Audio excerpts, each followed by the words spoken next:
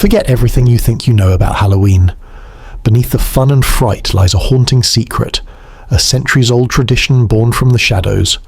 Prepare to uncover the terrifying rituals of Samhain, the ancient Celtic festival that laid the groundwork for our spookiest night of the year.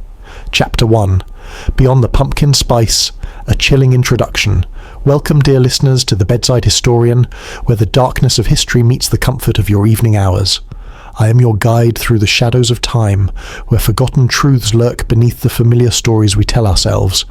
Tonight, as autumn's chill seeps through your windows and the nights grow longer, we journey back through the mists of time to uncover a truth so ancient, so deeply buried beneath centuries of tradition, that most have forgotten its terrifying origins. Picture, if you will, the scene outside your window on any modern Halloween night. Children in bright costumes skip from door to door, their laughter echoing through suburban streets lined with carved pumpkins glowing warmly in the darkness. Parents follow behind, smartphones in hand, documenting the innocent joy of trick-or-treating. The air smells of cinnamon and artificial vanilla, pumpkin spice and candy corn. It's all so cozy, so wonderfully American, so perfectly safe. But what if I told you that this very scene, this celebration you've known all your life, is nothing more than a thin veneer painted over something far more ancient and infinitely more terrifying? What if beneath every cheerful Happy Halloween lies an echo of screams that once pierced the Celtic night? What if every carved pumpkin is a pale imitation of grotesque faces meant to ward off beings that could steal your very soul? The truth is, my friends, that Halloween as we know it is merely the ghost of a festival so dark, so steeped in genuine terror and desperate survival, that our ancestors would barely recognize the sanitized celebration we've created. Every tradition you hold dear, the costumes, the jack-o'-lanterns, the very act of going door to door begging for treats, each one springs from practices born not of fun but of fear, not of celebration but of survival. Tonight, I invite you to peer behind the cheerful mask of modern Halloween and see the face of Samhain, pronounced Samhain, the ancient Celtic festival that gave birth to our most beloved spooky holiday. But be warned, once you glimpse the truth of what Halloween really is, once you understand the desperate rituals that echo still in every doorbell ring and every carved grin, you may never look at October 31st the same way again. Consider young Margaret MacLeod, a Celtic maiden who lived some 2,000 years ago in what we now call Ireland.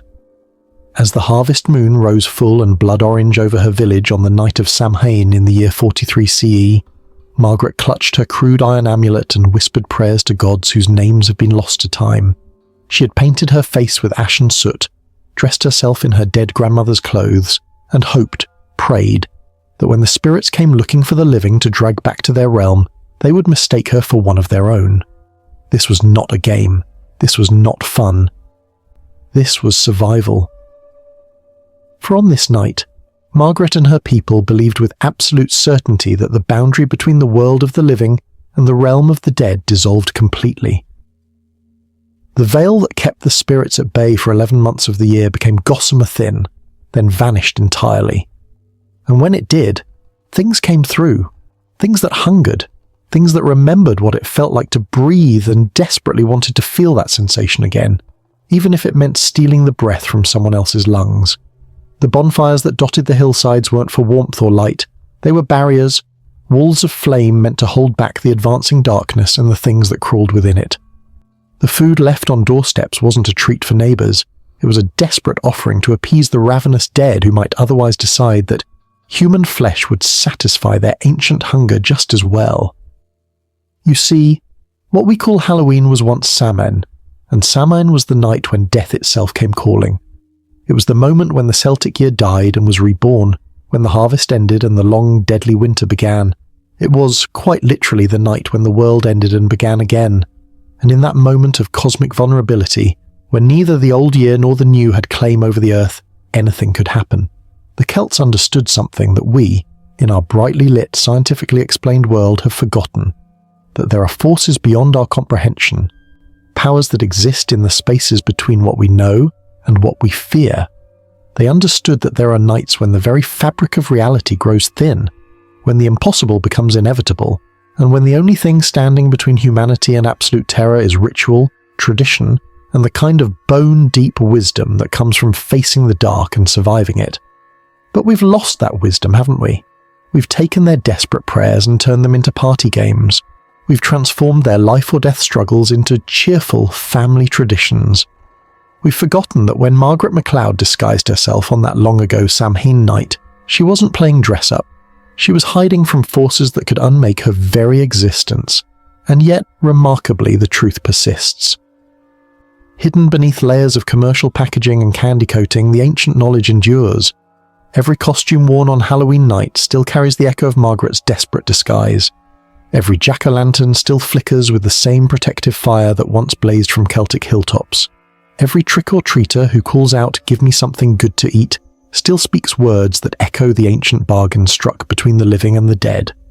The festival we call Halloween is nothing less than humanity's oldest and most successful attempt to negotiate with death itself. It is our species' longest-running conversation with the forces that would claim us, a dialogue conducted in symbols and rituals so powerful that they've survived the rise and fall of empires, the birth of new religions, and the coming of the modern age. Tonight, as we begin this journey into the heart of Samhain's darkness, I ask you to remember that you're not merely learning about ancient history. You're discovering the true nature of a celebration that lives in your blood, that whispers in your DNA, that calls to something primal and essential in your soul. You're about to meet your ancestors, not the sanitized, noble figures of history books, but the real people who faced genuine terror and found ways to transform it into something they could live with. So settle back into your comfortable chairs, dear listeners. Pull your blankets a little tighter around your shoulders. Check that your windows are securely latched and your doors properly locked, because we're about to journey back to a time when such precautions were not matters of simple safety, but of survival itself. We're about to discover why Halloween is, was, and always will be the night when the dead walk among the living, and why that truth has never really been a metaphor at all. Okay, Chapter 2. The Celtic Calendar of Shadows. To understand the true horror of Samhain, we must first understand how the ancient Celts saw time itself, not as a linear progression from past to future, but as a wheel, forever turning, forever bringing them face to face with the same cosmic terrors again and again. Their calendar was not a comforting march of predictable days, but a map of supernatural danger zones, marking the moments when the natural order became vulnerable to forces beyond human control. Picture Brendan the Druid, keeper of ancient wisdom in a hill fort overlooking what we now call Galway Bay. It is the autumn of 61 CE, and Brendan has spent 40 years learning to read the signs that most men cannot see. His fingers, gnarled from decades of carving sacred symbols, trace patterns in the dirt as he explains to his terrified apprentice why this particular Samhain will be more dangerous than any in living memory. "The wheel turns," Brendan whispers, his voice barely audible above the wind that howls through the stone circles. "But this year, boy, this year it hesitates. Can you feel it? The way time itself seems to hold its breath." The apprentice, barely 16, and already marked by the otherworldly knowledge that comes to those who serve the old gods, nods with understanding beyond his years. He can indeed feel it, the strange thickness in the air, the way shadows seem to linger longer than they should, the unnatural silence that falls over the land just before sunset. Time is not flowing as it should. Something is wrong with the world's fundamental rhythm. For the Celts, you see, time was not the steady tick-tock of modern clocks, but a living thing with moods and appetites. Their year was divided not into our familiar 12 months, but into two great halves, the bright half ruled by light and warmth and growing things, and the dark half dominated by death and cold and the hungry ghosts of winter. And at the precise moment when one half surrendered to the other, at the exact instant when the light half died and the dark half was born, there was a pause, a hesitation, a moment when time itself forgot what it was supposed to be doing. That moment was Samhain. In that pause, Brendan continues, his eyes reflecting the flickering flames of the sacred fire. Everything that has ever been and everything that will ever be exists in the same breath. The past does not stay buried, the future does not wait its turn, and the dead... He pauses, listening to something his apprentice cannot hear. The dead remember what it felt like to be alive. The Celtic calendar was a thing of profound terror because it acknowledged truths that civilized societies prefer to ignore. It recognized that there are moments when the laws that govern reality become flexible, when the barriers that keep the impossible at bay grow thin, when things that should not be are not only possible but inevitable. Samhain marked the end of the harvest season, yes, but it also marked something far more significant. It was the moment when the earth itself died, when the life force that had sustained crops and cattle and human beings through the warm months retreated deep underground, leaving the surface world vulnerable to influences from beyond the grave. Consider the village of Dún Ailinn, a Celtic settlement that once stood where modern County Kildare now spreads its green fields. On this particular Samhain Eve, in the year 78 to CE, the village elder, a woman named Deirdre who had lived through 63 such nights, stands before her people with news that chills them to their very souls. "The omens are dark," she announces, her voice carrying across the hushed crowd.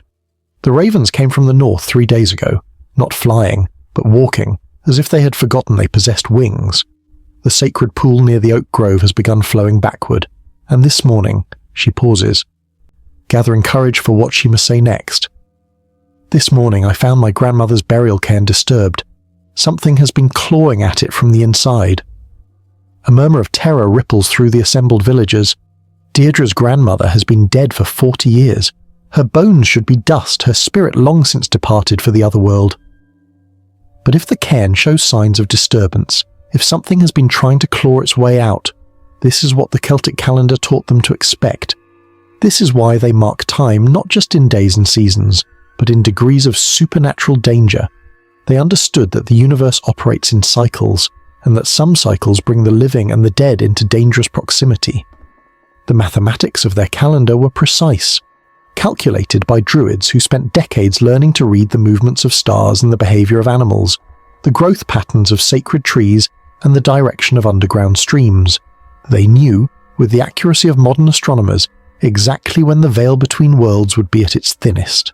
They could predict within hours when the spirits would begin their annual migration from the realm of the dead back to the lands they had once called home.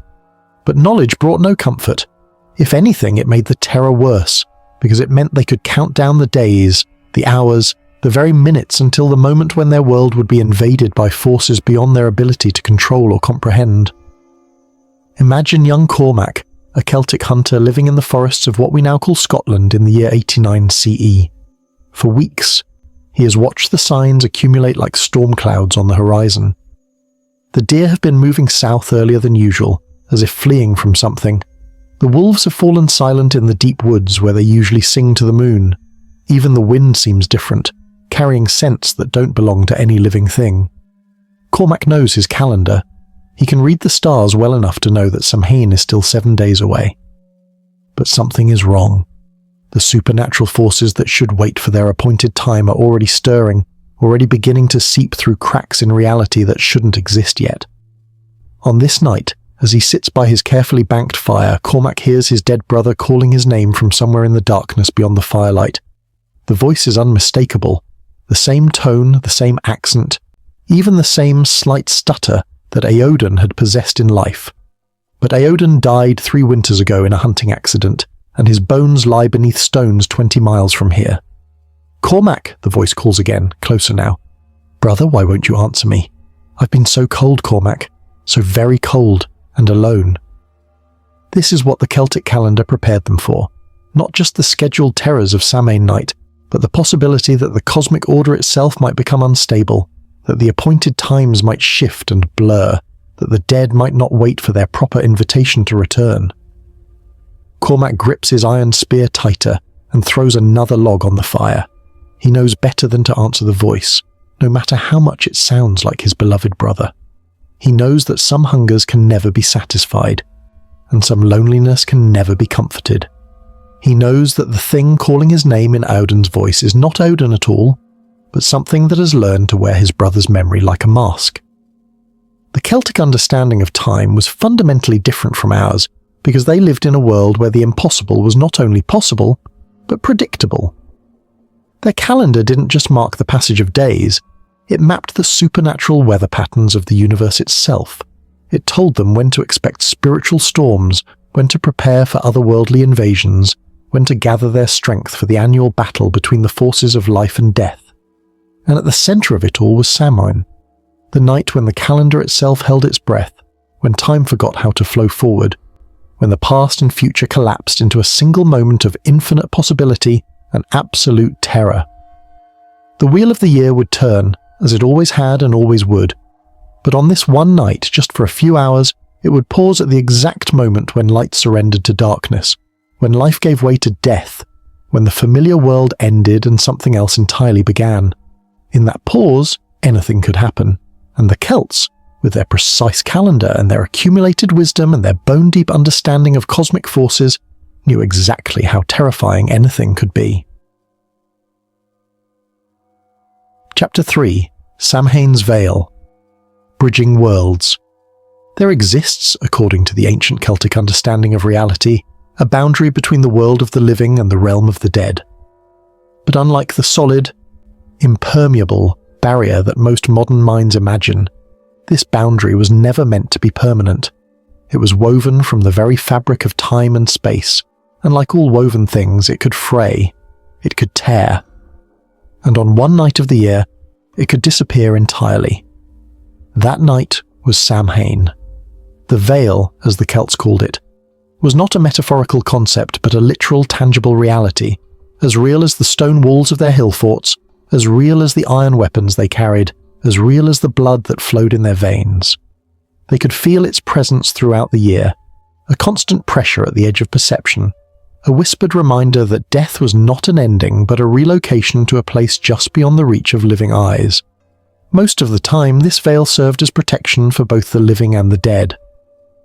It kept the living from wandering accidentally into realms where they did not belong, and it prevented the dead from returning to a world that was no longer theirs to inhabit. It maintained the natural order, the cosmic balance that kept each reality stable and secure within its proper boundaries. But the veil was never static. It pulsed with the rhythm of the seasons, growing thick and strong during the bright half of the year when life force ran high, and becoming gossamer thin during the dark months when death held dominion over the world. And at the exact moment when the harvest ended and winter began, at the precise instant when the Celtic year died and was reborn, the veil didn't just grow thin, it vanished completely. Picture Niamh, a Celtic woman of uncommon courage, living in a crannog, a fortified island dwelling, in the middle of a mist-covered lake in what we now call County Mayo. It is the Samhain of 94 CE, and Niamh has volunteered for a task that most would consider impossible. She will serve as the village's spirit watcher, the one who stays awake through the entire night to observe what comes through when the veil falls. As the sun sets on this most dangerous of nights, Niamh positions herself at the highest point of the crannog, surrounded by protective circles of salt and iron, with a fire of sacred rowan wood burning at her feet. She has painted her face with ashen blood, worn her grandmother's burial shroud over her living clothes, and clutched in her left hand an amulet carved from the bone of a saint, though whether Christian saint or pagan martyr, even she cannot say. The moment comes not with fanfare, but with silence. At exactly midnight, every sound in the world simply stops. The wind ceases to blow. The water lapping against the cranog's wooden posts falls silent. Even her own heartbeat seems muffled, as if her body has forgotten how to make noise, and in that absolute otherworldly quiet, Niamh feels the veil dissolve. It doesn't tear like fabric or shatter like glass. It simply ceases to exist, as if the universe has collectively decided that the boundary between life and death was always just a shared hallucination. And in the moment of its dissolution, Niamh sees them coming. They emerge from the water first, figures that might once have been human, moving with the peculiar grace of things that no longer need to breathe. Their clothes are the rotted remnants of burial shrouds. Their faces pale as moonlight on bone, their eyes holding depths that speak of years spent in places where time moves differently. They don't swim to shore so much as will themselves through the water, as if the lake recognizes their authority to pass through it without resistance. Behind them, rising from the mist that perpetually shroud the crannog, come others. These are less clearly defined, shapes that shift and flow like smoke-given substance. Beings that might be ancestors or might be something far older and far less human. They move in a procession that seems to have neither beginning nor end, a parade of the dead that stretches back through generations and forward into futures not yet written. But most terrifying of all are the ones who come from the air itself. descending from the star-filled sky as if they had been waiting there all year for this moment of permission to return. These are the Cedar, the fairy folk, the otherworldly beings who exist in the spaces between life and death, between human and divine, between what is and what might be. They ride horses whose hooves strike sparks from empty air, and their laughter sounds like silver bells ringing over an open grave. This is what the Celts meant when they spoke of the veil growing thin. This is what they prepared for year after year, with growing dread and desperate hope. They understood that Samhain was not just a festival or a celebration, but a cosmic event, a moment when the fundamental laws of reality temporarily suspended themselves to allow for a reunion between the living and the dead that was both beautiful and utterly terrifying. Neith watches as the procession passes her crannog, and she recognizes faces among the spirits. There is her father, who died when she was still a child, but he looks as he did on the day he passed. Not younger, not healthier, but exactly as death had left him, including the terrible wound that had taken his life. There is her infant brother, who lived only 3 days, but he appears not as the baby he was, but as the man he might have been, with eyes that hold the wisdom of someone who has seen both birth and death and understands the threads that connect them. And there are others, strangers who are somehow familiar, people she has never met but whose faces she knows from dreams, from half-remembered stories, from the genetic memory that all humans carry in their blood. These are her ancestors, not just the recent dead but the ancient ones, the first humans to walk this land, the ones who built the stone circles and carved the sacred symbols and established the laws that still govern the relationship between the living and the dead. They do not speak to her, these spirits, but she can hear their voices nonetheless, not with her ears, but with some deeper faculty that exists in the part of her soul that remembers what it was like before it took up residence in flesh and bone. They speak of longing, these voices, but not the simple longing of the dead for life. Instead, they speak of a more complex yearning, the desire to complete unfinished business, to pass on wisdom that was never shared, to heal wounds that death had left unattended. Some of them, she realizes, have been waiting all year for this night. They have business with the living world that cannot be conducted through dreams or omens or the whispered intuitions that sometimes guide human decisions. They need direct contact, face-to-face communication, the kind of interaction that is only possible when the veil between worlds has been temporarily lifted. As the night progresses, Neith begins to understand why her people fear Samhain, even as they honor it. The return of the dead is not inherently evil, but it is inherently dangerous. These spirits carry with them the accumulated power of the otherworld, energies that living beings are not meant to encounter directly. Prolonged exposure to their presence can drive humans mad. Or worse, it can begin the process of dissolving the boundary between life and death within a person's own soul, turning them into something that is neither fully alive nor properly dead. But there is beauty in it too, a terrible and transcendent beauty that takes her breath away. She sees the love that binds families across the barriers of death, the way parents who died young continue to watch over children they never got to raise, the manner in which ancient wisdom flows from the dead to the living like water flowing downhill. She witnesses moments of reconciliation between spirits who had been enemies in life, understanding that death has given them perspectives that make their earthly conflicts seem petty and meaningless. Most remarkably of all, she sees the way the land itself responds to the return of the dead. The very ground beneath her feet seems to pulse with renewed life force, as if the presence of the spirits is somehow recharging the Earth's spiritual batteries. Trees that had been preparing for winter dormancy suddenly burst into brief supernatural bloom. Springs that had run dry for months begin flowing again with water that tastes of starlight and memory. This is the true secret of Samhain, the knowledge that the Celtic druids guarded so carefully and passed down through generations of initiates. The annual return of the dead is not just a supernatural curiosity, but a necessary part of the cosmic order. The spirits don't come back simply because they miss being alive. They return because the world of the living needs what they bring with them. They carry wisdom accumulated over centuries of observation from the other world. They bring healing energy that can only be generated by those who have passed through death and emerged on the other side. They offer guidance that can only come from beings who have seen the ultimate consequences of human actions and understand the true significance of the choices that living people make every day. But most importantly, They serve as proof that death is not the end of consciousness, not the final dissolution of the self, but merely a transition to a different kind of existence. Their annual return offers hope to the living, reassurance that the bonds of love and family and community are stronger than the grave, that no one truly dies alone or forgotten as long as there are people left in the world to remember them. As dawn approaches and the veil begins to reform itself for another year, Niamh watches the spirits prepare to depart. They move with obvious reluctance, like visitors who have enjoyed their stay so much that they cannot bear to leave. Some of them linger at the edge of visibility, as if hoping that the approaching sunrise might somehow be delayed, that this night of reunion might be extended just a little longer. But cosmic law is cosmic law, even for the dead. As the first rays of sunlight touch the surface of the lake, the veil between worlds begins to solidify once more. The spirits fade like mist before the morning wind, their forms becoming transparent, then translucent, then invisible. The otherworldly silence lifts, and the normal sounds of the world return, wind and water and the distant calling of birds greeting the new day. Niamh sits in exhausted contemplation as the sun rises fully, knowing that she has witnessed something that most humans never see. She has looked directly into the face of the mystery that waits beyond death, and she has lived to tell about it. But she also knows that she will never be quite the same.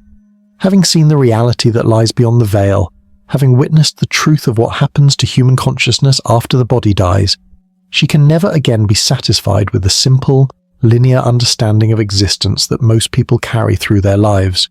She has become a bridge herself, a living link between the world of the breathing and the realm of the dead, and that knowledge, that dual citizenship in both realities, will mark her for the rest of her days as someone who has touched the infinite and returned to tell the tale.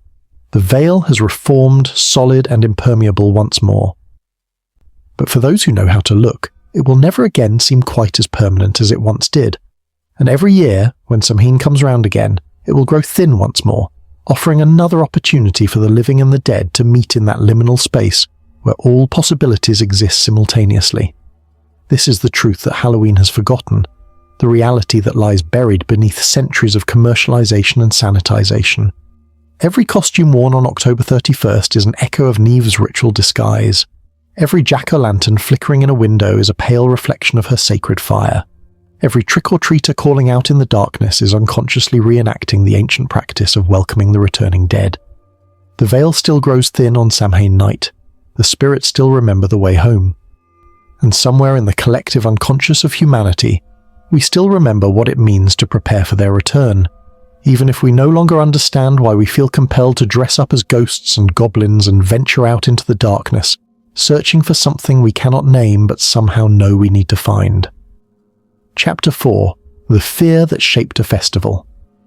To understand the true nature of Samhain, we must first understand the depth of terror that drove an entire civilization to create such elaborate defenses against the supernatural.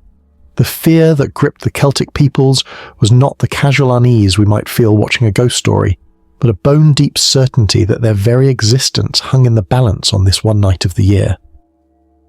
This was existential dread made manifest, the absolute knowledge that forces beyond human comprehension were actively hunting them. Picture Eamon the blacksmith, working his forge in a village that would one day become part of Wales in the year 127 CE. Eamon has lived through 34 Samhain nights, and each one has taught him something new about fear. But this year carries a particular dread that makes his hands shake as he works the bellows. 3 days ago, his neighbour Padraig's infant son began speaking in the voice of Padraig's dead father, a man who had passed into the otherworld 6 months before the child was even born. The baby, barely old enough to walk, suddenly possessed the vocabulary and memories of a 60-year-old warrior, demanding to know why his weapons had been buried with him instead of passed down to his descendants. Yesterday, Eamon's own daughter reported seeing her reflection moving independently in the surface of the village well, not mimicking her movements, but performing different actions entirely, as if some other version of herself existed on the other side of the water.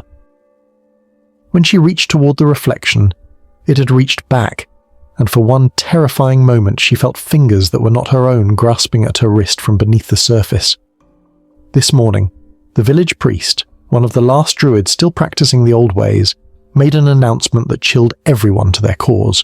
The protective barriers that had been maintained around their settlement for generations were failing. The sacred stones that marked the village boundaries had begun bleeding a substance that was not quite water and not quite blood. The iron amulets that every family carried were turning black overnight, and the rowan trees that formed a protective grove around the entire community had begun shedding their leaves out of season, as if winter was calling to them from some distant realm. "The dead are hungrier this year," the priest explained to the assembled villagers, his voice heavy with the weight of knowledge he wished he didn't possess. Something has changed in the other world. They are no longer content to simply visit. They want to stay. They want to reclaim what they believe is rightfully theirs. This was the fear that shaped Samhain, not the abstract possibility of supernatural encounter, but the concrete certainty that malevolent forces were actively working to dissolve the boundary between life and death. The Celts didn't fear ghosts in the way that modern people might fear a creaky house or an unexplained shadow. They feared entities with agenda, beings with the power to fundamentally alter reality itself. Consider the case of Brigid the Healer, living in a hill fort overlooking what we now call the River Shannon, in the autumn of 143 CE.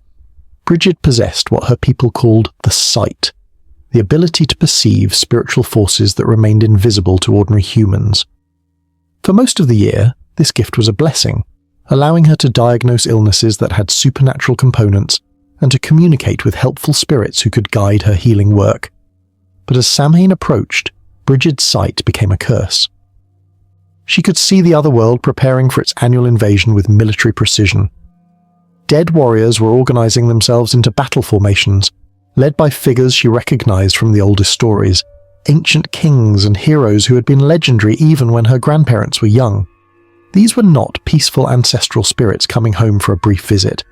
These were the restless dead, those who had died with unfinished business, with unresolved anger, with appetites that death had only intensified rather than satisfied. Through her supernatural vision, Brigid watched as these forces conducted reconnaissance missions in the weeks leading up to Samhain. Shadow beings slipped through the thinning veil to scout the villages and settlements of the living, taking note of weaknesses, identifying potential targets, mapping the locations of protective barriers and sacred sites.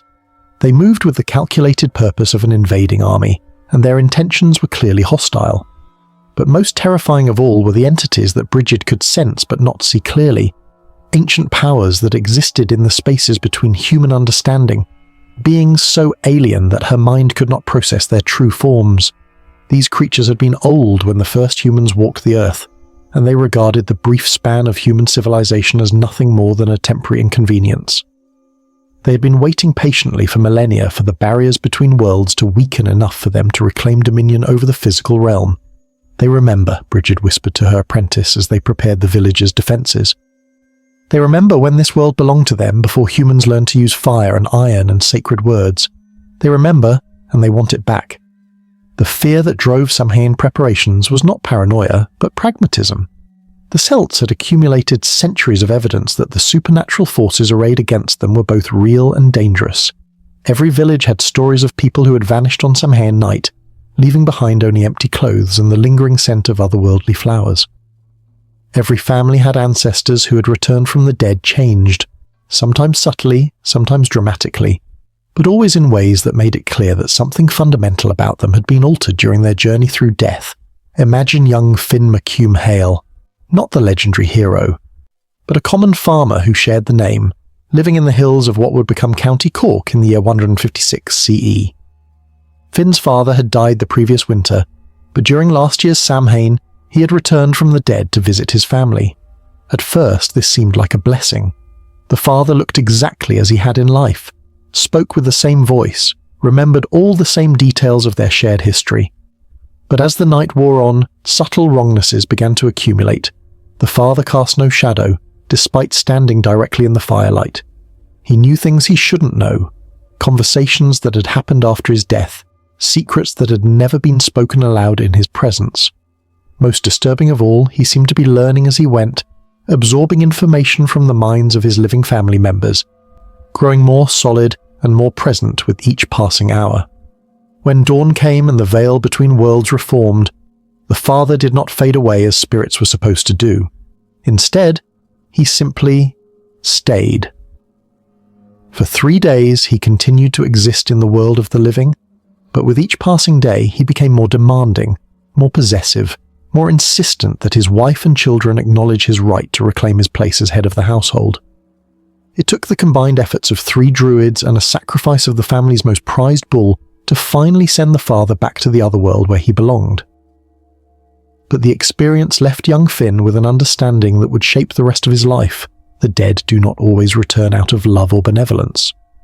Sometimes they return because they refuse to accept that their time among the living has ended. Sometimes they return because death has driven them mad with longing for what they have lost. And sometimes they return because forces beyond human understanding are using them as vessels for purposes that no living person could comprehend. This was the reality that Samhain acknowledged and prepared for, the possibility that the returning dead might not be content to remain visitors in the world of the living. The festival's elaborate rituals and protective measures were not quaint traditions or superstitious nonsense, but carefully developed technologies for managing supernatural forces that could otherwise overwhelm human civilization entirely. The Celtic understanding of death was fundamentally different from modern assumptions about mortality.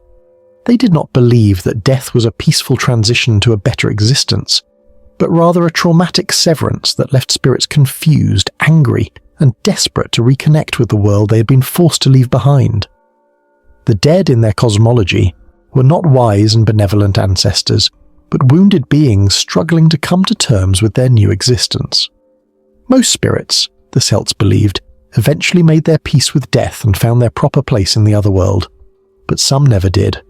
Some remained forever trapped in the liminal space between life and death, growing more desperate and more dangerous with each passing year.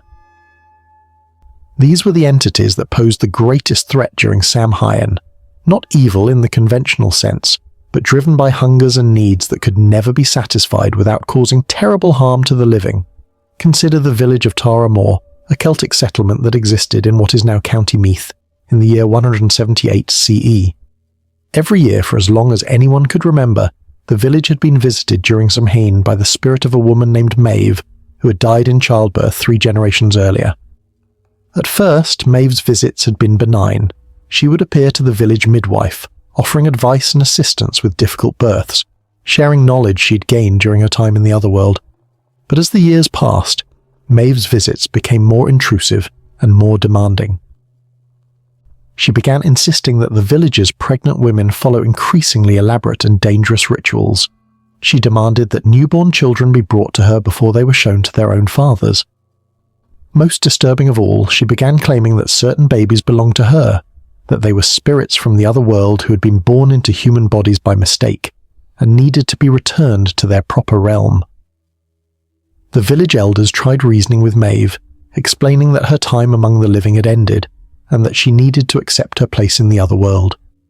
But death had damaged her understanding of proper boundaries, and her love for the children she had never been able to raise in life had been twisted into something possessive and ultimately destructive. The situation came to a crisis when Maeve appeared during a difficult birth and demanded that the struggling mother choose between saving her own life and allowing her unborn child to be properly welcomed into the otherworld under Maeve's guidance. The woman, terrified and in agony, agreed to Maeve's terms. Both mother and child died that night, but according to witnesses, their spirits were seen leaving the village in Maeve's company, walking hand in hand toward the misty hills where the dead were said to dwell. This tragedy taught the people of Tara Mor a crucial lesson about the nature of supernatural forces.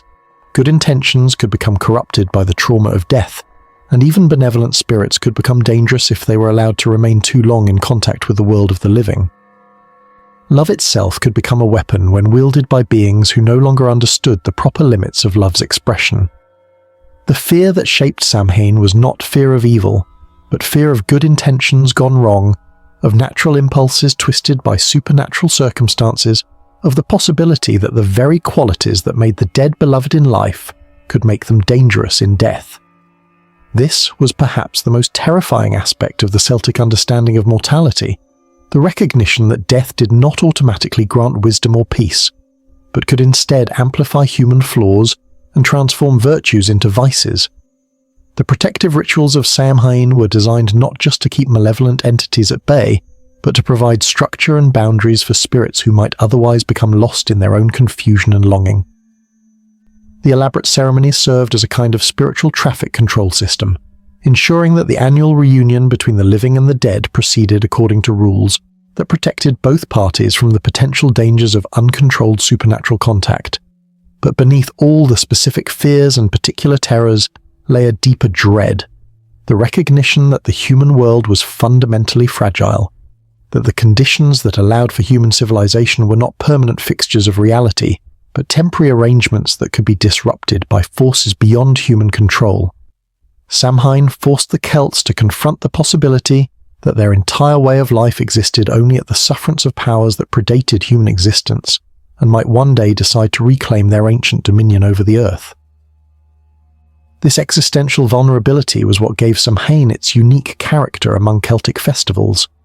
It was not just a celebration, or even a solemn observance, but an annual negotiation with forces that held the power to unmake human civilization entirely. Every ritual performed, every offering made, every protective barrier erected was part of a complex diplomatic process designed to maintain the delicate balance between the world of the living and the realm of the dead. The fear that shaped Samhain was ultimately the fear of being forgotten by the cosmos, the terror that human existence might prove to be nothing more than a brief anomaly in a universe that operated according to laws and purposes that had nothing to do with human needs or desires. It was the dread of discovering that death was not a transition to be navigated, but an absorption into something so alien that individual consciousness could not survive the encounter. Yet paradoxically, it was this very fear that gave the Celtic people their remarkable resilience and their profound respect for the mysteries of existence. By acknowledging the reality of forces beyond their control, by preparing systematically for annual encounters with the unknown, by developing technologies for managing supernatural relationships, they created a culture that could thrive even in the face of cosmic uncertainty. The fear that shaped Samhain was not weakness, but wisdom, the hard-won understanding that survival in a universe full of powers beyond human comprehension required not just courage, but humility, not just strength, but the willingness to acknowledge the limits of human knowledge and the necessity of treating unknown forces with appropriate respect. Chapter 5. Sacred Fires Against the Dark. In the heart of the Celtic response to Samhain's terrors stood the most ancient and powerful of human technologies, fire. But these were not the familiar flames of hearth and forge. These were sacred fires, kindled according to rituals so old that their origins had been forgotten even by the Druids who maintained them. They were humanity's first and last line of defense against forces that emerged from realms where light had never shone and warmth had never been felt.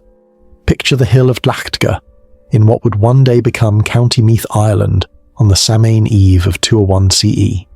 Here, at the sacred centre of the Celtic world, the High Druid Cathbad the Wise begins the most crucial ritual of the year, the kindling of the great fire that will serve as the spiritual lighthouse for all of Ireland through the long night ahead. Cathbad has prepared for this moment for an entire year. The wood he uses has been gathered according to strict rules: oak from trees that were struck by lightning but survived, ash from groves where heroes were buried, rowan from hillsides where the fairy folk were known to dance. Each piece has been blessed with sacred water, anointed with oils pressed from plants that bloom only at midnight, and carved with symbols so ancient that their meanings are known only to the highest initiates of the druidical orders. As the sun sets and the veil between worlds begins to thin, Cathbad strikes the ritual flint, not the common iron and stone combination used for everyday fires, but a piece of sacred meteorite against a fragment of stone taken from the very altar where the gods were said to have first given fire to humanity. The spark that leaps from this union carries within it the power to burn through more than mere physical matter. It can consume spiritual darkness, dissolve supernatural malevolence, and create a barrier that beings from the otherworld cannot cross without permission. The great fire catches with a sound like thunder, leaping 30 feet into the air in a column of flame so bright that it can be seen from the farthest corners of the island. But more importantly, it can be seen from the otherworld itself, serving as a beacon that announces to all spiritual entities that the living world is prepared for their annual visitation. and that this preparation includes the power to destroy any spirit that approaches with hostile intent. Within moments of the great fire's kindling, answering flames spring to life on hilltops across the Celtic lands. These are the secondary fires, lit by druids and village elders who have been watching for Cathbad's signal, each one kindled from embers taken from the previous year's sacred flames, and carefully preserved through 11 months of mundane time. Together, they create a network of spiritual fortification that stretches across hundreds of miles, a constellation of protective light that maps the boundaries of human civilization against the encroaching darkness. But the true power of these fires lay not in their physical properties, but in their spiritual significance. Each flame was understood to be a direct connection to the divine source of all light and life, a fragment of the original fire that the gods had used to separate order from chaos at the beginning of time. To kindle such a fire was to participate in the ongoing creation of the world, to assert humanity's right to exist in the face of forces that would return everything to primordial darkness. Consider young Muireann, a druid's apprentice tending one of the secondary fires on a hill overlooking what would one day become the city of Dublin. As midnight approaches and the veil between worlds dissolves completely, Muireann watches entities from the otherworld begin to test the boundaries of her fire's protective influence. They come first as shadows that seem too dark for the surrounding night, patches of blackness that move independently of any physical object that might cast them. These shadows approach the perimeter of the firelight like cautious animals, probing for weaknesses in the spiritual barrier that the flames create. When they touch the edge of the fire's influence, they recoil with what sounds almost like hisses of pain, though no physical sound disturbs the supernatural silence of Samhain night. Next come the more substantial entities, spirits that retain enough of their former human appearance to be recognizable as once living beings, but whose features have been subtly altered by their time in the realm of the dead. Their eyes reflect the firelight in ways that living eyes never could, with depths that seem to contain entire landscapes of otherworldly terrain. Their clothes are the tattered remnants of burial shrouds, but beneath the decay, Muireann can see the rich fabrics and intricate jewellery that mark these spirits as having been people of importance in life. Kings and queens, warriors and druids, craftsmen and poets whose deaths had left significant gaps in the world of the living. These spirits do not try to force their way past the fire's protection. Instead, they arrange themselves in a great circle around the hill, maintaining a respectful distance from the sacred flames, while making it clear that they are waiting for something. Their presence creates a pressure that Muireann can feel in her bones, a weight of accumulated years and accumulated wisdom and accumulated need that makes the very air around the fire feel thick and difficult to breathe. But most unsettling of all are the entities that seem to be made of fire themselves, beings of pure energy that dance at the very edge of the flame's reach, flickering in and out of visibility like reflections on disturbed water. These are the Ausi, the otherworldly nobility, creatures so ancient and so powerful that they predate the arrival of humans in these lands. They regard the sacred fire not as a barrier to be overcome, but as a challenge to be met with their own supernatural energies. Muireann watches in fascination and terror as these fire beings begin to weave patterns in the air around her hill, creating complex geometric forms from streams of otherworldly flame that burn without heat and illuminate without casting shadows. She realizes that she is witnessing a kind of supernatural negotiation, a diplomatic exchange conducted entirely in the language of light and energy. The fire beings are demonstrating their power while simultaneously acknowledging the legitimacy of the protective barrier that her sacred flames have created. This is the true purpose of the Samhain fires, not merely to keep supernatural entities at bay, but to establish the terms under which contact between the living and the dead could safely occur. The fire served as both barrier and invitation, creating sacred space where humans and spirits could interact according to ancient protocols that protected both parties from the dangers inherent in cross-dimensional communication. As the night progresses, Muireann begins to understand the complex spiritual ecology that the fires make possible. Some spirits approach the edge of the firelight and leave offerings of their own, ghostly flowers that smell of otherworldly gardens, phantom fruits that nourish the soul rather than the body, intangible gifts that nonetheless possess real value for those with the sight to perceive them. These are benevolent ancestors, family members and tribal elders who return each year to offer guidance and blessings to their living descendants. Other spirits maintain their distance but make their presence known through signs and portents that only the trained eye can read.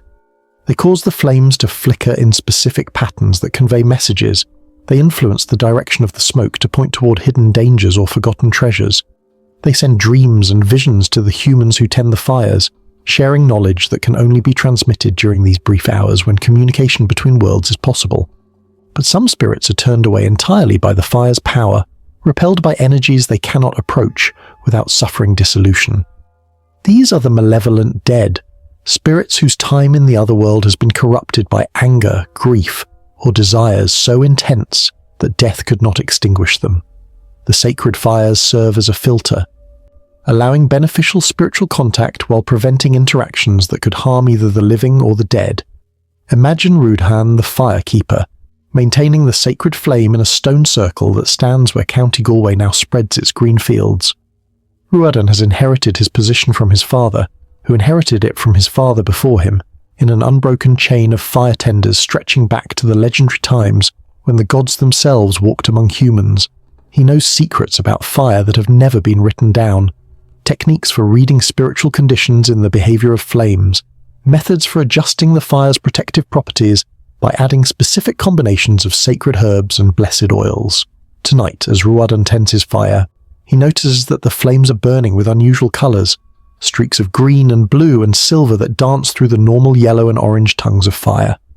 These colours tell him stories about the spiritual weather of the otherworld, warning him of unusual activities among the dead, alerting him to the presence of entities that rarely venture close to the world of the living. The green flames speak of ancient earth spirits stirring in the deep places beneath the hills, powers that have slept for centuries but are now awakening in response to some disturbance in the cosmic order. The blue fires warn of water spirits moving through the underground streams and sacred wells, carrying messages between distant communities of the dead. The silver flames announce the approach of the Tuatha De Danann, the godlike beings who ruled Ireland before the coming of humans, returning for one of their rare visitations to the lands they once called home. This information allows Rudhan to adjust his fire's properties accordingly, adding specific herbs that will strengthen its barriers against earth spirits, sprinkling blessed water that will prevent hostile water spirits from using nearby streams to approach his position, and burning specially prepared incense that will ensure respectful treatment from the Tuatha De Danann should they choose to manifest near his sacred circle. The art of firekeeping was perhaps the most sophisticated spiritual technology that the Celtic peoples possessed.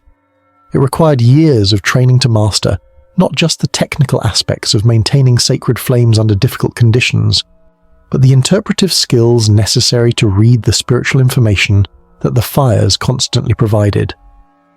A master firekeeper could tell from the behavior of his flames whether distant battles were being fought in the otherworld, whether specific ancestors were trying to communicate with living relatives, whether otherworldly beings were planning to manifest in physical form during the course of the night.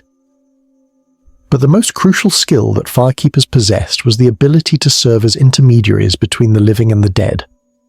When spirits approached the protective barrier created by the sacred flames, it was the firekeeper's responsibility to determine their intentions, assess their potential danger, and decide whether to grant them permission to approach closer to the world of the living. This process required not just spiritual sensitivity, but considerable courage. Firekeepers regularly found themselves in direct communication with entities whose power far exceeded anything that living humans could comprehend. They negotiated with ancient kings whose anger could curse entire bloodlines, bargained with vengeful spirits whose hatred could blight crops and sicken livestock, and served as translators between the living and beings whose thoughts operated according to logic systems that had nothing in common with human reasoning. Consider the case of Aisling the fire speaker, tending the sacred flame on a hill that overlooked the sacred lake of Lough Derg in the year 234 CE. As midnight approaches, Aisling becomes aware of a presence in the darkness beyond her fire, something vast and ancient and profoundly alien, something that predates not just human civilization, but the current arrangement of the physical world itself. This entity does not approach the fire like the human spirits that Aisling is accustomed to dealing with. Instead, it seems to exist simultaneously at multiple distances, appearing sometimes as a distant shadow on the horizon and sometimes as an overwhelming presence that fills the entire sky above her hill. When it communicates, it does not use words or images, but rather transmits concepts directly into her mind, ideas so large and complex that her human consciousness can barely contain them without fracturing. The entity is one of the Fomorians, the primordial powers that ruled the world before the coming of the gods, let alone the arrival of humans. It has awakened from eons of slumber to investigate the strange new energies that human fire-keeping rituals have introduced into the spiritual ecosystem of the land. It is not hostile exactly, but its very existence poses a threat to human sanity and to the stability of local reality. Aisling must somehow communicate with this entity, establish respectful contact, and negotiate terms that will allow it to satisfy its curiosity without causing catastrophic disruption to the world of the living. She does this by adjusting her fire's properties, adding rare herbs that have never been used in combination before, creating flame patterns that speak in the visual language that such ancient beings understand. The negotiation takes hours, conducted entirely through modifications to her sacred fire and corresponding changes in the entity's manifestation. Gradually, Aisling manages to convey that humans are not invaders in this land but caretakers, that their fire-keeping rituals are not attempts to control otherworldly forces, but efforts to maintain harmony between different levels of reality.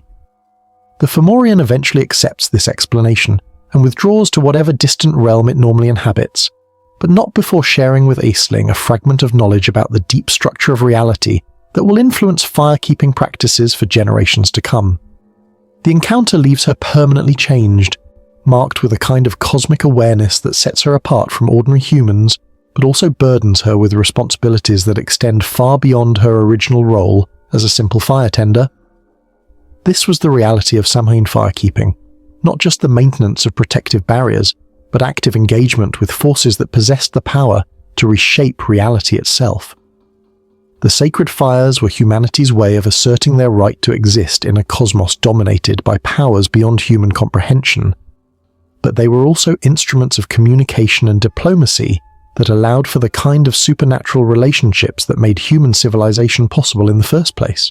The techniques developed by Celtic firekeepers would influence magical practices for millennia to come. Their understanding of fire as a spiritual medium, their methods for reading supernatural information in the behavior of flames, their protocols for managing contact with otherworldly entities, all of these innovations would be preserved and transmitted through secret traditions that survived the rise and fall of empires. But perhaps most importantly, the Samhain fires represented humanity's first systematic attempt to develop technologies for managing relationships with the unknown. They were not just spiritual practices but early forms of scientific research, careful investigations into the nature of reality that produced practical knowledge about forces that mainstream human culture preferred to ignore or deny. The light that blazed from those ancient hilltops on Samhain night was more than just fire. It was the illumination of human consciousness itself, reaching out into the darkness to make contact with mysteries that continue to shape our world in ways we have only begun to understand. The Chapter 6, From Fire to Fortune, Ancient Rituals Unveiled. As the sacred fires burned through the long Samhain night, they illuminated more than just the physical darkness. They revealed the intricate web of rituals and ceremonies that transformed what could have been a night of supernatural chaos into a carefully orchestrated dance between the living and the dead. Every offering made, every word spoken, every gesture performed was part of an ancient technology for managing relationships with forces beyond human comprehension. Picture Sorcha the Wise, hereditary keeper of rituals in a hill fort that overlooks what would one day become the town of Athlone. On the Samhain of 267 CE, Sorcha has spent 40 years learning the precise formulas that govern supernatural diplomacy, and tonight she must orchestrate the most complex ceremony of the Celtic calendar, the great offering that will determine whether her people survive the winter with the blessing of the otherworld or face the cold months under the shadow of spiritual displeasure.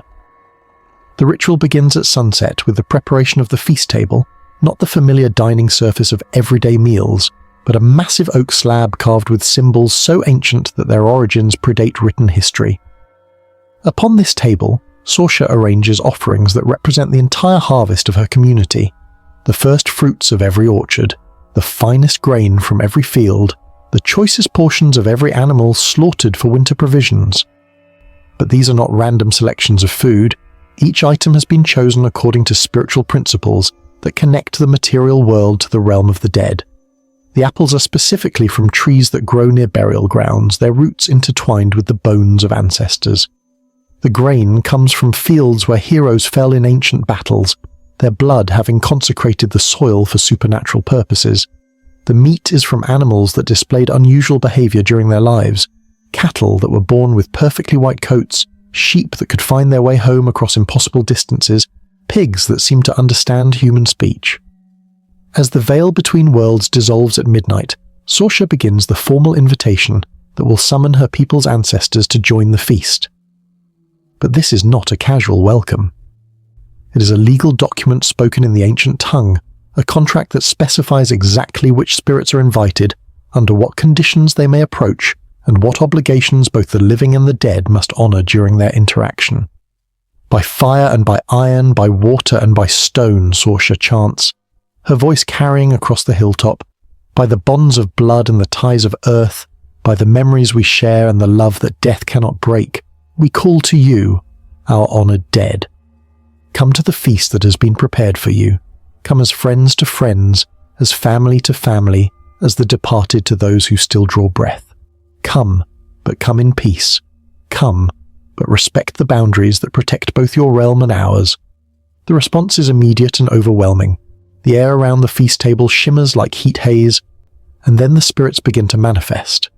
They appear not as the translucent ethereal ghosts of popular imagination, but as solid, substantial beings whose presence adds weight to the air, and whose movements create sounds that echo strangely in the supernatural atmosphere of Samhain night. Sorsha recognizes many of them: her grandmother, who had been the ritual keeper before her, the war chief Con, who had died defending the hill fort 3 generations ago, the poet Brigid, whose songs had preserved the tribe's history through countless retellings. But there are others she knows only from stories, figures so ancient that they seem more like legends than people, wearing clothes from eras long past, speaking dialects of the old language that have not been heard by living tongues for centuries. The feast that follows is unlike any meal shared by the living. The spirits do not eat in the conventional sense, but rather absorb the essence of the food, its spiritual nutrition, its symbolic meaning, its connection to the cycles of growth and harvest that govern both life and death. As they feed, the physical food remains untouched, but its significance is somehow diminished, as if the most important part of it has been extracted and consumed by invisible mouths. In return for this hospitality, the spirits offer gifts of their own. These are not physical objects, but intangible treasures that possess real value for those who know how to use them.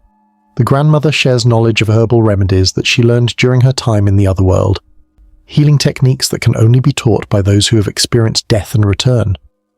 The war chief provides intelligence about threats that will emerge in the coming year, warnings about enemies who are planning attacks, guidance about alliances that should be sought or avoided.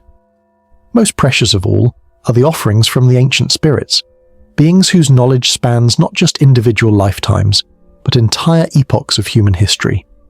They share wisdom about the deep patterns that govern the rise and fall of civilizations, insights into the cosmic forces that shape mortal events, prophecies about changes that will reshape the world in generations yet to come.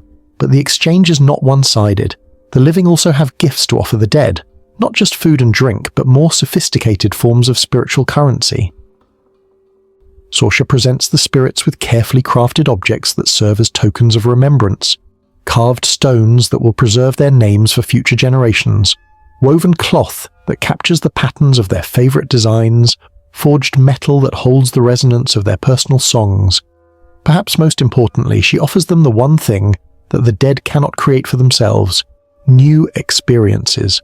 Through her eyes and the eyes of her living companions, the spirits can once again see the world as it appears to breathing beings. They can feel, if only briefly, the warmth of fire and the coolness of night air. They can taste, through shared sensation, the flavors of food prepared by living hands. They can remember for a few precious hours what it felt like to inhabit flesh and bone and blood. This reciprocal exchange is the heart of Samhain's ritual technology. It transforms what could be a terrifying invasion of the living world by desperate spirits into a structured transaction that benefits both parties. The dead receive the sensory experiences and remembrance they crave, while the living gain access to knowledge and protection that can only come from those who have passed beyond the veil of mortality. Consider the case of Tadag the Truth Seeker, a young druid participating in his first adult Samhain ceremony in a sacred grove that will one day be part of County Wicklow. Tadag has come to the ritual with a specific question. He needs to know whether the woman he loves will accept his proposal of marriage, and if so, whether their union will produce the children that his family lineage requires to continue. The spirit who responds to his inquiry is his great-grandfather Niall, a renowned judge who spent his lifetime learning to see through deception and discern truth from falsehood. But Niall's advice comes in the form of a complex riddle that requires interpretation. The oak will bear fruit when the salmon runs upstream, but beware the raven that builds its nest in the house of the living. Tadag must decode this message using the symbolic language that governs communication between the living and the dead. The oak represents strength and longevity, suggesting that his desired marriage will indeed be successful and long-lasting. The salmon running upstream indicates that success will require swimming against the current of popular opinion. The woman he loves may be considered an unsuitable match by their families or communities. The raven nesting in the house of the living warns of betrayal by someone close to him, perhaps a family member who will oppose the marriage for their own reasons. Armed with this knowledge, Tadag can make informed decisions about how to proceed with his courtship. He knows that he will need to overcome social obstacles and family opposition, but he also knows that persistence will ultimately be rewarded. Most importantly, he has been warned about potential betrayal, allowing him to take precautions that might prevent the predicted difficulties from occurring. This type of divinatory consultation was one of the most important functions of Samhain rituals. The temporary presence of spirits who possessed expanded awareness and prophetic abilities created opportunities for the living to gain insights that were otherwise impossible to obtain. But accessing this knowledge required sophisticated techniques for formulating questions in ways that spirits could answer, and equally sophisticated methods for interpreting responses that often came in symbolic or metaphorical form. The rituals also served important social functions within Celtic communities. The annual gathering for Samhain ceremonies reinforced bonds between families and clans, created opportunities for the sharing of resources and information, and provided a structured context for resolving disputes and negotiating agreements.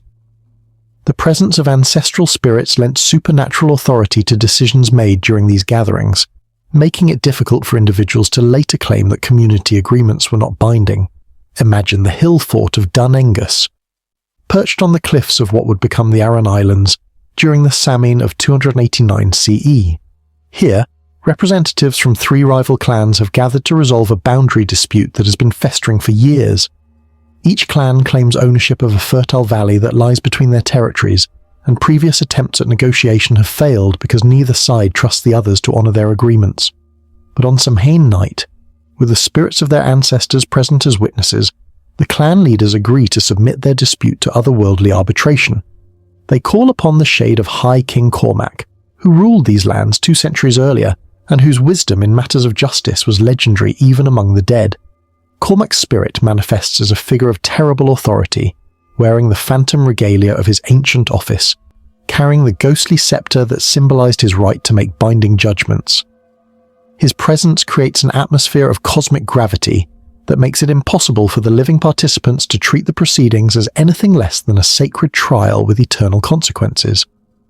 The king's judgment comes not in words but in actions. He leads the assembled witnesses to the disputed valley and performs a ritual that reveals the true spiritual ownership of the land. By walking specific patterns across the terrain and causing otherworldly fires to blaze at certain locations, he demonstrates that the valley belongs neither to any of the living clans nor to their immediate ancestors, but to much older spirits who have claimed to it by rights that predate human settlement of the region. This revelation transforms the entire nature of the dispute. Rather than fighting over ownership, the 3 clans must now negotiate agreements for shared use of land that belongs ultimately to otherworldly powers. They become allies in the common cause of maintaining proper relationships with the spirits who hold ultimate title to the territory, and their former enmity is replaced by mutual dependence and cooperation. The Samhain rituals provided frameworks for this kind of supernatural mediation, creating contexts where disputes that seemed irresolvable from purely human perspectives could be addressed through access to higher levels of authority and broader spans of awareness. The temporary presence of spirits who had transcended individual human limitations allowed for the kind of wisdom and perspective that could cut through the emotional entanglements and personal interests that often made human conflicts intractable. But perhaps the most profound aspect of these ancient ceremonies was their role in maintaining the cosmic balance between life and death, order and chaos, the known and the unknown. Every offering made to the spirits was also an acknowledgement of human dependence on forces beyond human control. Every question asked of the dead was also an admission that living knowledge was limited and incomplete. Every ritual performed was also an act of humility before the vast mystery of existence itself. The Celtic understanding of Samhain was fundamentally different from modern assumptions about Halloween, because it recognized that the relationship between the living and the dead was not a matter of entertainment or superstition, but a practical necessity for human survival. The annual negotiation with otherworldly powers was not optional, but essential, not symbolic, but literal, not historical curiosity, but ongoing reality. The rituals that Sorcha and her contemporaries performed on those ancient Samhain nights were humanity's first attempts at what we might now call interdimensional diplomacy, systematic efforts to establish communication protocols and treaty arrangements with forms of consciousness that operated according to entirely different rules than those that governed ordinary human experience. The technology they developed for managing these relationships would influence human spiritual practices for millennia to come, creating templates for religious ceremony and magical practice that persist in various forms, even in our modern world. Every prayer offered to invisible powers, every ritual performed with the intention of influencing supernatural forces, every ceremony designed to honor the dead. All of these activities trace their ultimate origins back to those ancient Samhain celebrations, where the living and the dead met as equals around tables lit by sacred fire. The offerings that were made on those long-ago nights were not just gifts to the spirits, but investments in the future of human civilization itself. They represented humanity's willingness to acknowledge its place in a larger cosmic order, to accept responsibility for maintaining relationships that extended beyond the boundaries of individual lifetime, to participate actively in the ongoing creation of reality itself. And in the echoes of those ancient ceremonies, in the rituals that we still perform without fully understanding their origins, in the persistent human impulse to reach out into the darkness and offer gifts to the unknown, in all of these continuing practices, the wisdom of our ancestors endures, reminding us that we are not alone in the universe and that our relationships with the forces that govern existence are far more complex and far more important than our modern minds typically comprehend. Chapter 7. Disguises of Deception. In the arsenal of defences that the Celtic peoples developed against the supernatural dangers of Samhain, perhaps none was more ingenious or more desperate than the practice of assuming false identities. When the veil between worlds dissolved and entities from the other world walked freely among the living, survival often depended on a single terrifying strategy: becoming something other than human. Picture young Ciara, a Celtic maiden living in what would one day become the Scottish Highlands, on the Samhain night of 312 CE. As darkness falls and the temperature drops to bone-chilling levels that have nothing to do with the autumn weather, Ciara begins the transformation that she hopes will save her life. She has spent weeks preparing for this moment, gathering materials and rehearsing techniques passed down through generations of women who understood that beauty could be a death sentence on the night when the dead walked. First, she covers her face with a mixture of ash from the sacred fires and clay taken from a graveyard at the darkest hour before dawn. The paste turns her skin the colour of old bone, obliterating the healthy flush of youth that might attract unwanted attention from spirits who remember what it felt like to be alive. Over this deathly foundation, she paints symbols with charcoal and ochre, not decorative designs, but protective sigils that tell a specific story to any supernatural entity that looks upon her. The symbols declare that she is already claimed by death, that her soul belongs to ancestors who will not tolerate interference from otherworldly beings. They identify her as a servant of the Morrigan, the triple goddess of war and death, whose protection extends to those brave enough to wear her marks. Most importantly, they create the illusion that she is herself a spirit, a recently deceased maiden who has every right to walk among the dead on this night when the boundaries between worlds have dissolved. But the facial painting is only the beginning of Chiara's disguise. Over her normal clothes, she wraps herself in a burial shroud that belonged to her great-grandmother, a garment that still carries the otherworldly resonance of its previous occupant. The fabric has been treated with herbs that are associated with death and transition, wormwood to confuse hostile spirits, mugwort to enhance her psychic defenses, and nightshade to create an aura of supernatural danger that warns other entities to keep their distance. Around her neck, she hangs a collection of amulets that serve both as protection and as credentials for moving safely through the world of the dead. There is a piece of iron shaped into the form of a horse, the traditional mount of psychopomps who guide souls between worlds.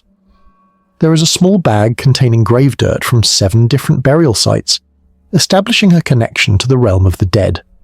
Most precious of all is a ring made from the finger bone of an ancestor, carved with her family's identifying symbols and empowered with the spiritual authority to grant her safe passage through otherworldly territories. This was not costume in any sense that modern minds would recognize. This was camouflage of the most literal and dangerous kind, a desperate attempt to blend in with entities that possess the power to unmake human existence with a thought. Every element of Chiara's disguise had been carefully researched and precisely executed, because a single mistake in her impersonation could result in consequences far worse than death. The practice of disguising oneself on Samhain night arose from the Celtic understanding that many of the spirits who returned from the dead were not inherently malevolent, but were driven by hungers and needs that made them dangerous to encounter. A spirit who desperately missed the sensation of breathing might try to steal the breath from a living person's lungs. A ghost who longed to feel warm blood flowing through veins might attempt to inhabit a living body, displacing the original occupant in the process. But these same spirits would typically leave other dead alone, recognizing them as fellow travelers who posed no threat and offered no opportunity for reclaiming the sensations of life. By convincing the returning dead that they were encountering another spirit rather than a living human, the disguised could move safely through the supernatural landscape of Samhain night. Consider the case of Fergus the Hunter, who lived in a remote valley that would one day be part of County Kerry during the Samhain of 334 CE. Fergus had witnessed the previous year's festival from the safety of his stone cottage, barricaded behind doors marked with protective symbols and windows sealed with blessed wax. But this year, his pregnant wife had gone into labour just as the sun set on Samhain Eve, and the complications of the birth required the services of Bridget the midwife, who lived on the other side of the valley. Fergus faced a choice that no living person should ever have to make. He could stay safely hidden and likely watch his wife and unborn child die, or he could venture out into the supernatural chaos of Samhain night to fetch the help they needed. There was no real choice, of course. Love compelled him to take risks that wisdom counselled against. His disguise was necessarily different from Chiara's feminine deception. Fergus transformed himself into the semblance of a Celtic warrior who had died in battle, a common type of spirit that the returning dead would recognize and respect. He covered his body with mud mixed with red ochre to simulate dried blood, creating the appearance of wounds that had already healed in the other world. He wrapped his torso with strips of linen that resembled burial bandages, and over these he wore the tattered remains of a shirt that had actually belonged to his grandfather, a warrior who had fallen defending their clan's territory. Most importantly, he carried his grandfather's weapons, a spear with an iron point inscribed with the old runes, and a shield bearing the ancestral symbols that identified his lineage. These were not props, but authentic artifacts that carried the spiritual resonance of their previous owner. Any spirit who examined them closely would sense the otherworldly authority they contained and conclude that their bearer must indeed be a fellow denizen of the realm of the dead. Fergus's journey across the valley became a nightmare trek through a landscape transformed by supernatural presence. The familiar paths that he had walked countless times in daylight were now filled with entities that his living eyes could barely comprehend. Processions of ancient warriors marched along routes that existed only in the otherworld, their phantom footsteps creating sounds that seemed to come from underground. Groups of spirits gathered around fires that burned without consuming any fuel, engaged in conversations conducted in languages that predated human speech, but his disguise held. When spirits noticed him at all, They acknowledged him with the brief nods that the dead give to one another, recognition without curiosity, acceptance without suspicion. He was just another wandering soul, making his way through the night on business that concerned only himself and the others' worldly powers he served.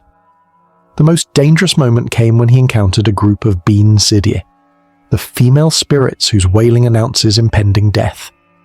These supernatural beings possessed the ability to see through most disguises, and their function as harbingers of mortality gave them intimate knowledge of the boundary between life and death. If anyone could detect that he was still among the living, it would be these ancient and terrible entities. But Fergus had prepared for this possibility. Hidden beneath his grandfather's burial bandages, he carried a small vial of water taken from a sacred well that was said to grant temporary passage between worlds.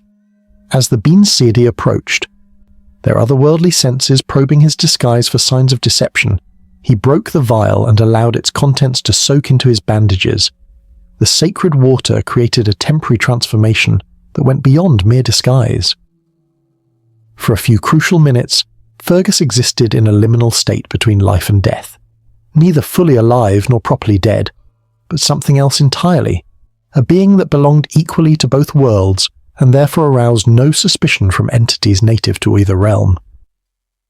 The Bean Sidie examined him with their terrible, all-seeing eyes, but found nothing to challenge.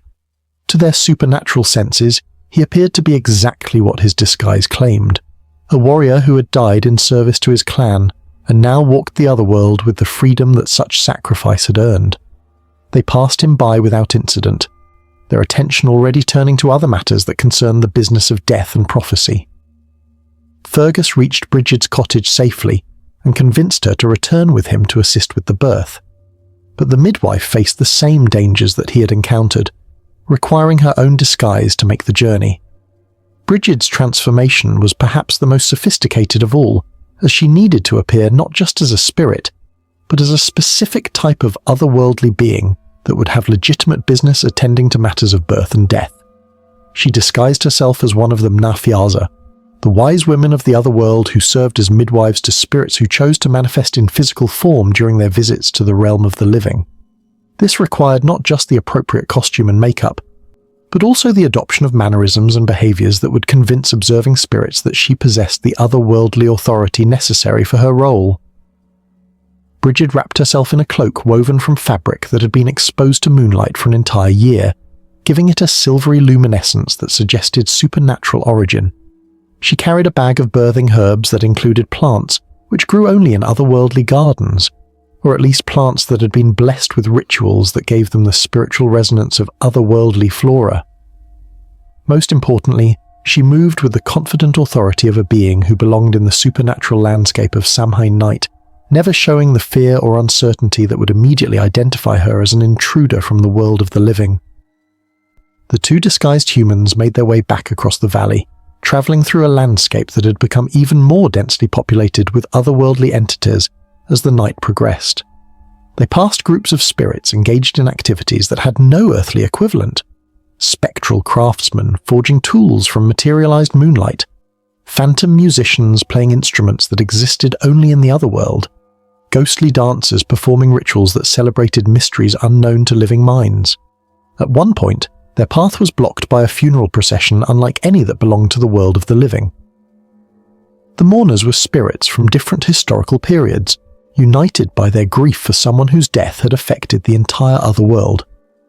The deceased being carried on the phantom bier was neither human nor entirely divine, but something that existed in the spaces between familiar categories, a guardian spirit whose passing marked the end of an era in the supernatural history of the land. Fergus and Brigid joined the procession as it passed, adding their voices to the otherworldly lamentations that accompanied the deceased to whatever final resting place awaited beings of such transcendent nature. Their participation in this ceremony served as additional proof of their otherworldly status, demonstrating to any observing spirits that they possessed the spiritual sophistication necessary to recognize and honor the passing of such an important entity. The funeral procession led them to a stone circle that Fergus had never seen before. Despite living in the valley his entire life, this was one of the otherworldly monuments that manifested only on Samhain night, created by the intersection of supernatural energies with the ancient sacred sites that dotted the Celtic landscape. Here, the deceased guardian was laid to rest with ceremonies that combined elements from every period of the land's spiritual history, from the most ancient earth worship to the sophisticated theological systems developed by later generations of druids. Witnessing this ceremony gave both Fergus and Bridget insights into the nature of otherworldly existence that would influence their understanding of life and death for the remainder of their mortal years. They saw that death was not an ending but a transformation, not a departure, but a relocation to a realm where different rules applied but consciousness continued. They witnessed the complex social structures that existed among the dead, the hierarchies and relationships that governed otherworldly society, the ongoing responsibilities and purposes that gave meaning to existence beyond the grave. But they also saw the dangers that such knowledge brought with it. Several spirits at the ceremony noticed their intense interest in the proceedings and began to suspect that they might not be what their disguises claimed. Fergus and Bridget were forced to withdraw from the gathering before their true nature could be discovered, slipping away from the stone circle and resuming their journey to the cottage, where new life awaited their assistance. They arrived just in time. Fergus's wife had been labouring for hours, and the birth had indeed developed complications that required Bridget's expertise to resolve safely. But the midwife now brought more than just technical knowledge to her work. She carried with her the otherworldly insights she had gained during their journey through the supernatural landscape of Samhain night. The wisdom of the spirits guided her hands as she assisted with the delivery, and the blessings of the otherworld surrounded the child as it entered the world on this most significant of nights. The baby was born healthy and strong, marked by the spiritual energies of Samhain but protected by the courage and love that had brought help through the darkness. The practice of disguising oneself on Samhain night was not just a matter of individual survival, but a sophisticated form of spiritual technology that allowed the living to navigate safely through otherworldly territories when such navigation became necessary. The techniques developed by the Celtic peoples for creating convincing supernatural disguises would influence magical practices for centuries to come, providing templates for rituals of transformation and concealment that persist in various forms even in modern esoteric traditions. But perhaps most importantly, the practice of Samhain disguises represented a profound acknowledgement of the fluid boundaries between different states of existence. By temporarily adopting the appearance and mannerisms of the dead, the living gained access to realms of experience that were normally forbidden to them. They learned that identity was more flexible than most people assumed, that the boundary between self and other was not as fixed as everyday experience suggested, that consciousness could extend beyond the normal limits of individual existence when circumstances required such expansion. The costumes worn on modern Halloween are distant echoes of these ancient disguises, pale reflections of practices that once carried life or death significance for those who employed them. But in the persistent human impulse to transform oneself on this particular night, to adopt false identities and explore alternative possibilities of being, something of the original wisdom endures. When children dress up as ghosts and monsters on October 31st, they are unconsciously reenacting rituals that their ancestors performed with deadly seriousness. When adults don elaborate costumes and venture out into the darkness, they are responding to impulses that connect them to the deepest mysteries of human existence. The playful transformations of modern Halloween contain within them the genetic memory of times when such transformations were not games but survival strategies, not entertainment but spiritual technology, not costume but camouflage in the ancient war between life and death that continues still in realms beyond ordinary perception. Chapter 8. Divination in the Darkness. When the veil between worlds grew thin on Samhain night, it was not just the dead who crossed into the realm of the living. Knowledge itself flowed between dimensions, carrying with it the power to glimpse futures not yet written and truths not yet revealed. The Celtic peoples understood that this night of supernatural convergence created unique opportunities for divination, but they also knew that the knowledge gained through such otherworldly consultation came with prices that few were prepared to pay. Picture Murus the Seer, hereditary keeper of prophetic wisdom in a hill fort that overlooks what would one day become Galway Bay on the Samhain night of 356 CE. Murus has spent the entire year preparing for this moment, gathering the sacred implements and purifying his mind and body for the ordeal of looking directly into the fabric of time itself. He knows that the visions he receives tonight will guide his people through the challenges of the coming year, but he also knows that each glimpse of the future will cost him something essential from his own life force. As midnight approaches and the supernatural atmosphere of Samhain reaches its peak intensity, Murus positions himself at the center of a stone circle that his ancestors carved with symbols designed to focus and channel otherworldly energies. Before him, he has arranged the tools of his art: a silver bowl filled with water drawn from 7 sacred wells, a collection of carved ogham stones whose meanings shift and change in the flickering light of the sacred fire, and a mirror made from polished obsidian that reflects not just images, but the spiritual essence of whatever it looks upon. The first divination he attempts is the simplest and the most dangerous: scrying in the sacred water. As he gazes into the bowl's dark surface, the water begins to move despite the complete absence of any physical disturbance. Patterns form and dissolve in the liquid, creating images that speak directly to his mind rather than to his eyes. He sees armies moving across landscapes that do not yet exist, cities rising where now only forests grow, technologies that will reshape human civilization in ways that his contemporary mind can barely comprehend. But mixed with these visions of distant futures are images that concern more immediate matters. He sees the faces of children who will be born in his village during the coming year, and he can tell which ones will live to adulthood and which will be claimed by disease or accident. He witnesses conflicts that will arise between neighboring clans, and he perceives the consequences that will follow from different possible resolutions to these disputes.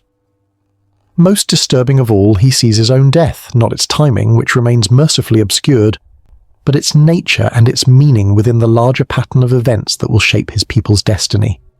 He understands that his role as a seer requires him to make choices that will ultimately cost him years of life, that the power to see beyond the veil comes with the obligation to use that sight in service of others, even when such service demands terrible personal sacrifice.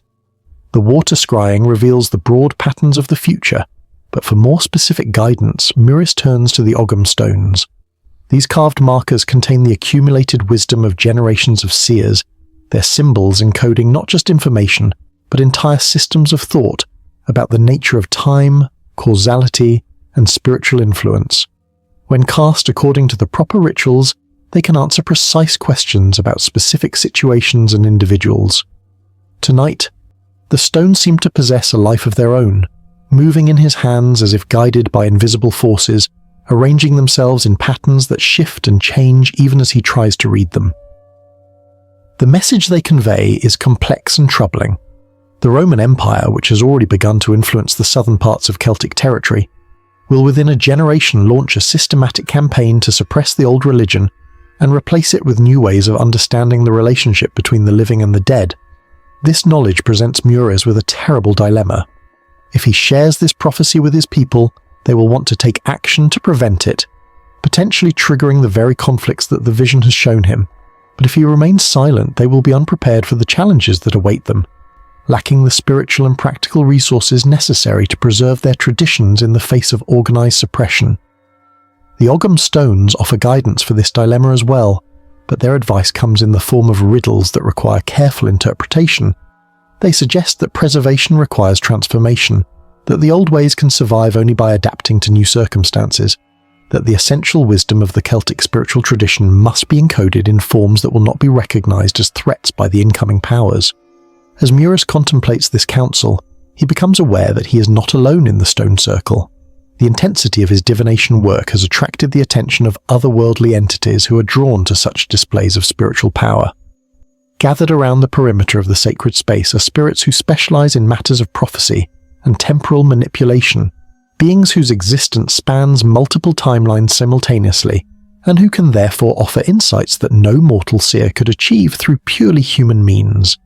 These entities do not communicate through words or images, but rather through direct transmission of knowledge into his consciousness. They show him possibilities that the ogham stones could not reveal, alternative futures that depend on choices not yet made, potential outcomes that exist in states of quantum uncertainty until specific actions collapse them into actuality.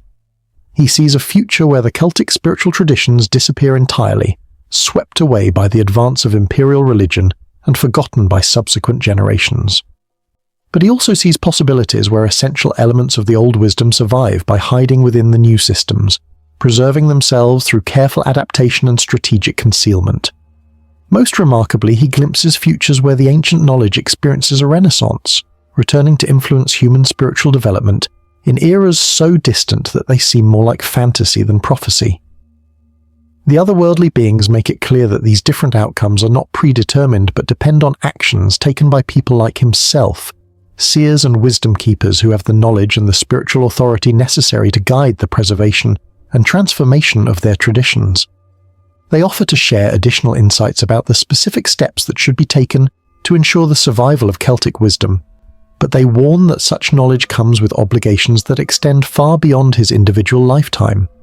Muris agrees to receive this deeper instruction, understanding that he is committing not just himself, but future generations of his lineage to serving as guardians of knowledge that will need to be carefully tended through centuries of changing circumstances.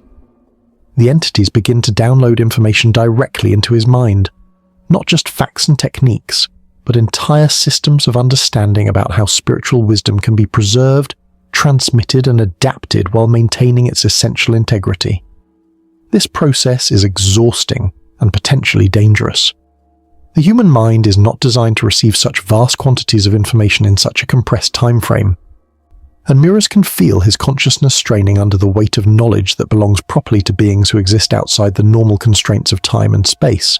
But he perseveres, knowing that this opportunity will not come again, that the unique conditions of Samhain night make possible forms of learning that are impossible under ordinary circumstances.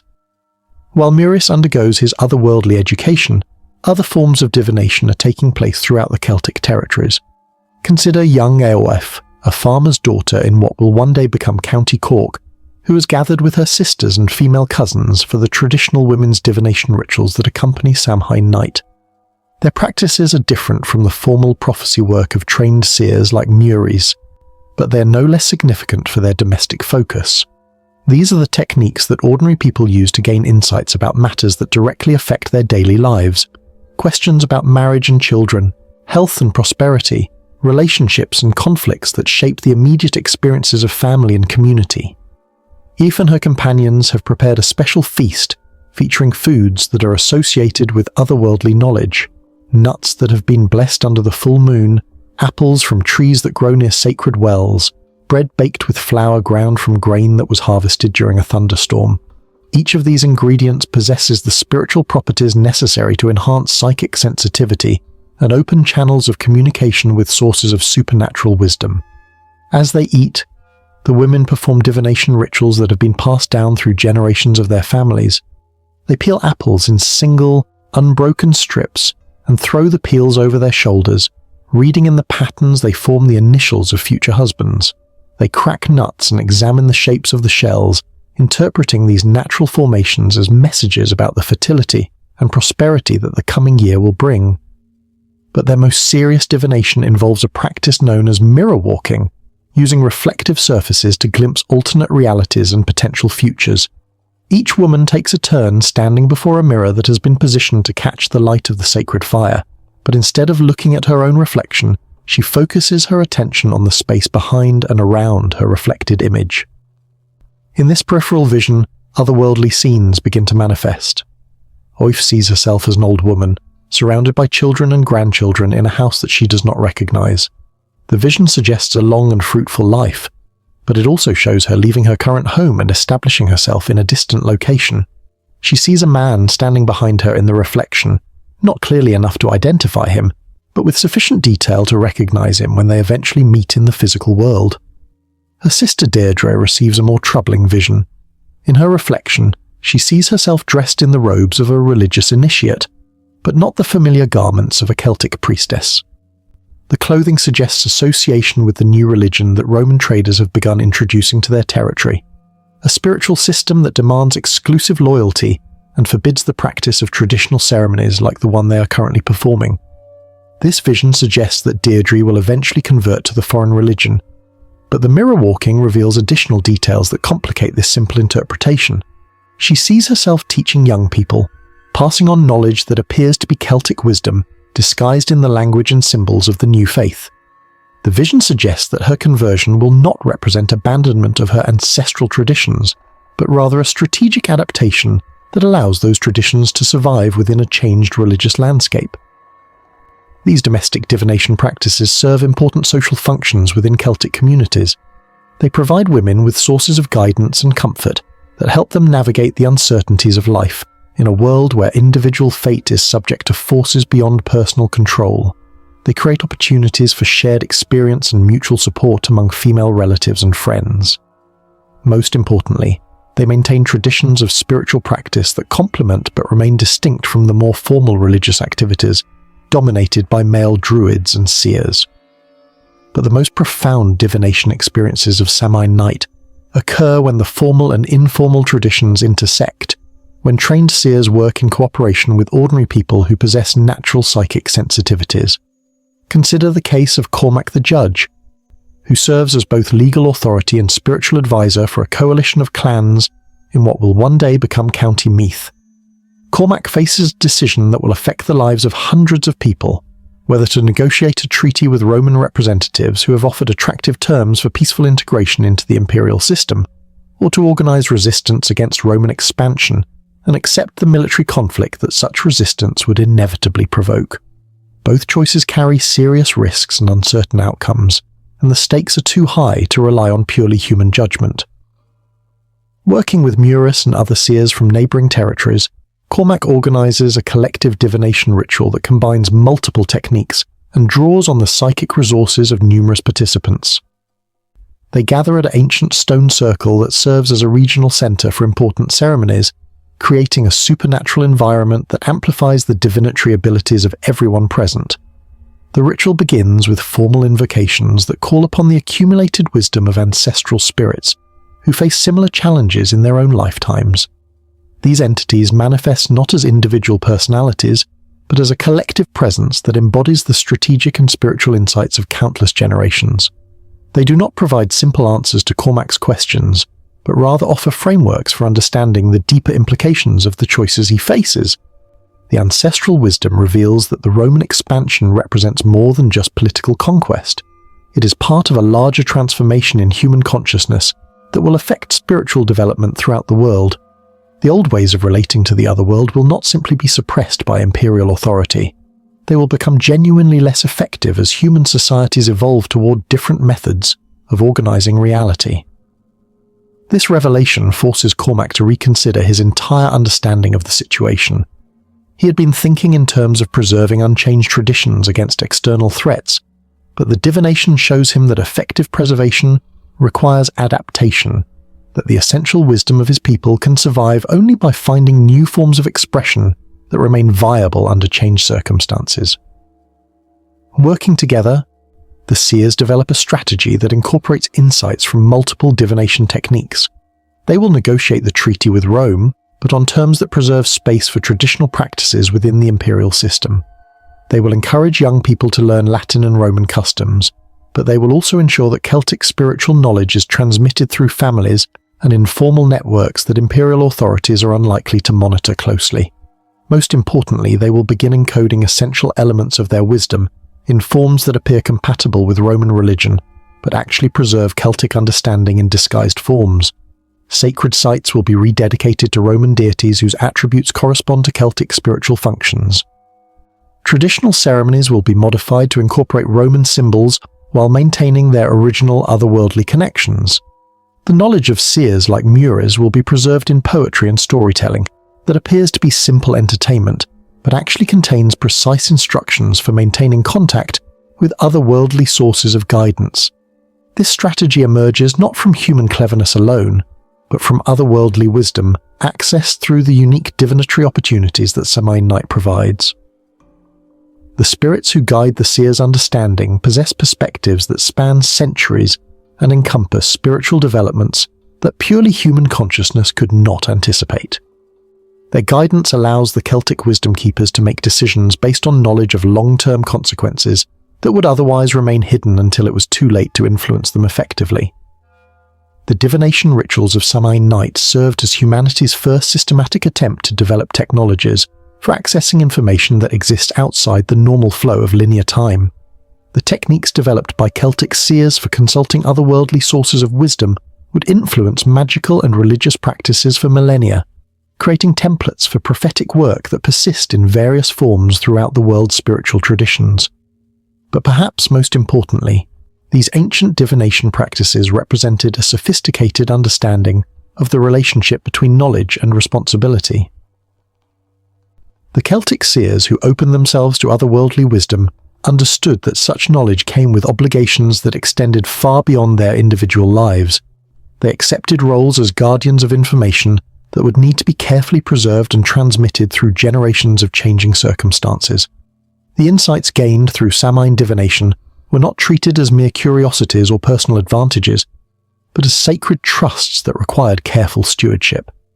The seers who received otherworldly knowledge understood that they had become links in a chain of transmission that connected past wisdom with future needs, temporary custodians of understanding that belonged ultimately not to them, but to the continuing evolution of human consciousness itself. In the persistence of human interest in prophecy and divination, in the continuing appeal of practices that promise to reveal hidden knowledge and future possibilities, something of this ancient understanding endures. Every tarot reading, every consultation with psychic advisors, every attempt to glimpse the future through supernatural means echoes the profound divination work that was performed on those ancient Samhain nights, when the boundaries between known and unknown temporarily dissolved and human consciousness gained access to sources of wisdom that exist beyond the normal constraints of time and space. Chapter 9. A glimpse of their world.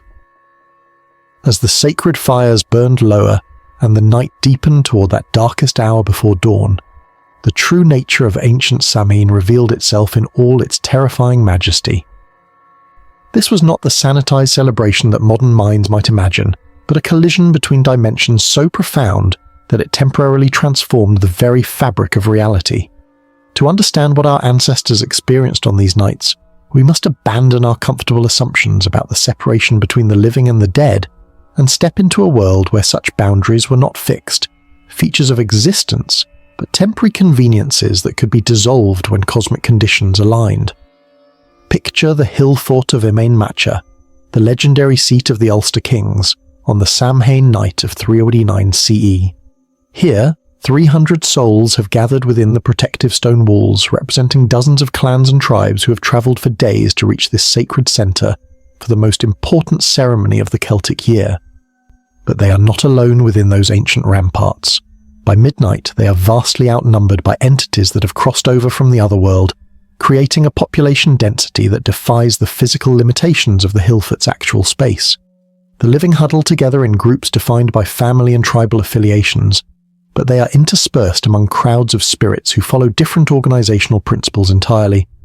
Ancient heroes stand beside farmers who died just last winter, their ghostly armor gleaming in the firelight as they engage in conversations with recently deceased craftsmen about techniques that span both mortal and otherworldly experience. Children who died in infancy appear not as the babies they were, but as the adults they might have become, moving with the wisdom of beings who have witnessed the full span of existence from a perspective outside time. The sensory experience of being present in such a gathering transcends anything that purely human consciousness is designed to process. The air itself seems thick with presence, crowded with beings whose spiritual density creates a pressure that can be felt in the bones and blood of living participants. Conversations occur simultaneously in dozens of languages from different historical periods, creating a symphony of voices that includes not just words but tones and inflections that carry meanings unknown to mortal communication. Sounds layer upon sounds in impossible combinations, the clashing of phantom weapons as ancient warriors demonstrate battle techniques that have been lost for centuries, the singing of otherworldly bards whose lyrics describe landscapes that exist only in spiritual dimensions, the crying of babies who exist in states of potential rather than actuality, mourning for lives they will never live in physical form. The very ground beneath their feet seems to pulse with otherworldly energy, as if the earth itself has become a conduit for forces that flow between dimensions. Plants that had withered with the coming of winter suddenly burst into supernatural bloom, their flowers glowing with internal light that owes nothing to the sacred fires, but everything to the concentrated presence of beings who carry the life force of the other world within their spiritual bodies. Consider Niel Maciochaid, a young warrior experiencing his first adult Samhain celebration, standing near the central fire as entities from multiple historical periods materialize around him. To his left stands his grandfather, exactly as Niall remembers him from childhood, but engaged in animated conversation with a Roman centurion whose armour bears the marks of battles fought before Niall's birth. The two former enemies discuss military tactics with the dispassionate interest of professionals, their earthly conflicts rendered meaningless by the broader perspective that death has granted them. Behind him, a group of women from different centuries compare techniques for weaving, dyeing and embroidering, sharing innovations that span generations of development in domestic arts. But their conversation reveals that these skills continue to evolve in the other world, that the dead do not simply preserve the knowledge they possessed in life, but continue to learn and create in ways that living minds can barely comprehend. Most remarkably, Niall notices that the spirits seem to exist simultaneously at multiple ages. His grandfather appears sometimes as the old man who died last winter, sometimes as the young warrior who first earned his reputation in battle, and sometimes as a child exploring the mysteries of existence with the wonder that death has restored to him. The other world, Niall realizes, is not bound by the linear progression of time that constrains mortal experience, but allows its inhabitants to access all stages of their existence simultaneously. The living participants in this supernatural gathering find their own perceptions dramatically enhanced by proximity to otherworldly consciousness. Niall discovers that he can understand languages he has never learned, that he can perceive colours that have no names in mortal vocabulary, that he can sense the emotional and spiritual states of beings whose forms of consciousness operate according to entirely different principles than those that govern human thought. But perhaps most disturbing of all, he becomes aware that his own thoughts and memories are somehow visible to the spirits around him, that his private mental processes have become transparent to beings whose expanded awareness allows them to read the contents of living minds as easily as examining physical objects. This experience of psychological nakedness is both humbling and terrifying, forcing him to confront aspects of his own nature that he had never acknowledged even to himself. The festival activities that unfold throughout the night blur the boundaries between entertainment and ritual, between celebration and spiritual practice. Ancient bards perform epic poems that describe events from multiple timelines simultaneously, weaving together stories of what was, what might have been, and what still could be, into narrative tapestries that restructure the listener's understanding of causality itself. Musicians play instruments that exist only in the other world, creating melodies that resonate not just in the ears but in the soul, harmonies that align the spiritual frequencies of their audiences with the cosmic rhythms that govern the interaction between different levels of reality. The music serves as more than artistic expression. It becomes a technology for consciousness expansion, a method for temporarily elevating human awareness to levels that approach otherworldly understanding.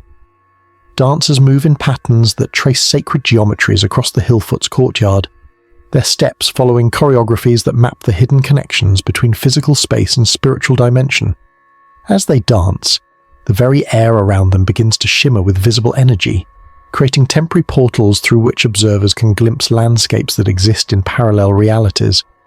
But the most profound experiences occur during the periods of what modern observers might mistake for simple conversation between the living and the dead.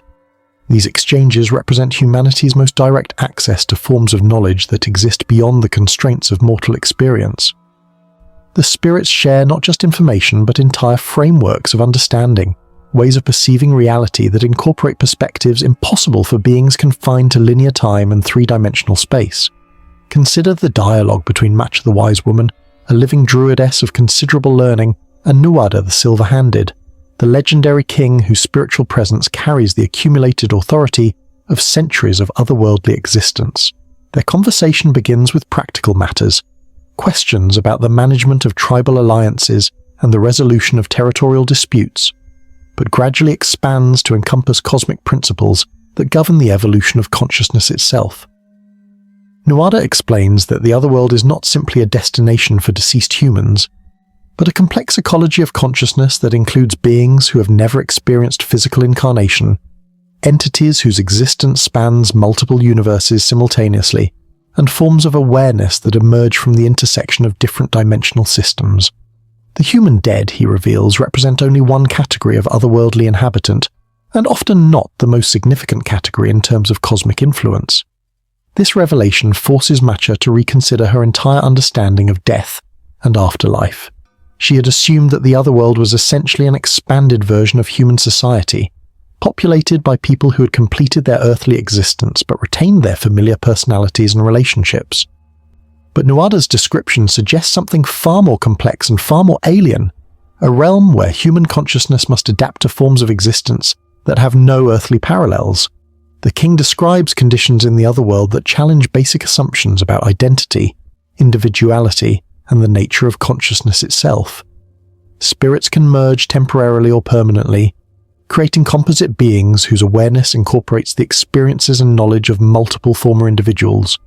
Time flows in multiple directions simultaneously, allowing inhabitants to participate in events from their own past or future, as if they were occurring in the present moment. Most remarkably, the otherworld serves as a kind of research and development facility for consciousness itself, where different forms of awareness experiment with new possibilities for existence that may eventually be implemented in physical dimensions. The innovations developed through otherworldly experimentation influence the evolution of life throughout the cosmos, seeding physical realities with new potentials for conscious experience. This knowledge carries profound implications for how living humans should understand their own existence and their relationships with otherworldly forces. Matcha realizes that her role as a druidess involves not just serving her immediate community, but participating in cosmic processes that extend far beyond earthly concerns. The wisdom she preserves and transmits contributes to experiments in consciousness development that will influence the evolution of awareness throughout multiple dimensions. As dawn approaches and the intensity of otherworldly presence begins to diminish, the gathered spirits prepare for their annual departure with rituals that reveal the deep bonds that connect the living and the dead, despite their existence in different dimensions. Families that have been separated by death engage in ceremonies of renewed commitment, pledging to continue their relationships across the boundary between worlds. Ancient heroes offer blessings to young warriors who will carry on their traditions in the physical realm. Wise elders share final insights with living students who will preserve and transmit their knowledge through another year of earthly existence. But the departure is not simply a return to separation. The intense contact of Samhain night creates lasting connections that persist throughout the year. Invisible bridges that allow for ongoing communication between dimensions even when the veil between worlds has reformed. The living participants return to their ordinary lives carrying within them fragments of otherworldly consciousness that will influence their thoughts, decisions, and spiritual development, until the next Samhain brings opportunity for renewed direct contact. The experience transforms them in ways that extend far beyond the acquisition of specific knowledge or supernatural abilities. Having participated directly in otherworldly gatherings, having conversed as equals with beings whose consciousness operates on cosmic scales, having witnessed the complex ecology of existence that extends far beyond physical reality, they can never again accept the limited perspectives that most humans take for granted. They become bridges themselves, living links between the narrow world of everyday human experience and the vast cosmos of consciousness that extends infinitely beyond earthly boundaries. Their memories of Samhain night serve as anchor points for ongoing spiritual development. Reference experiences that remind them of the true scope and significance of existence itself. The children who witness these gatherings carry forward genetic memories that will influence human spiritual development for generations.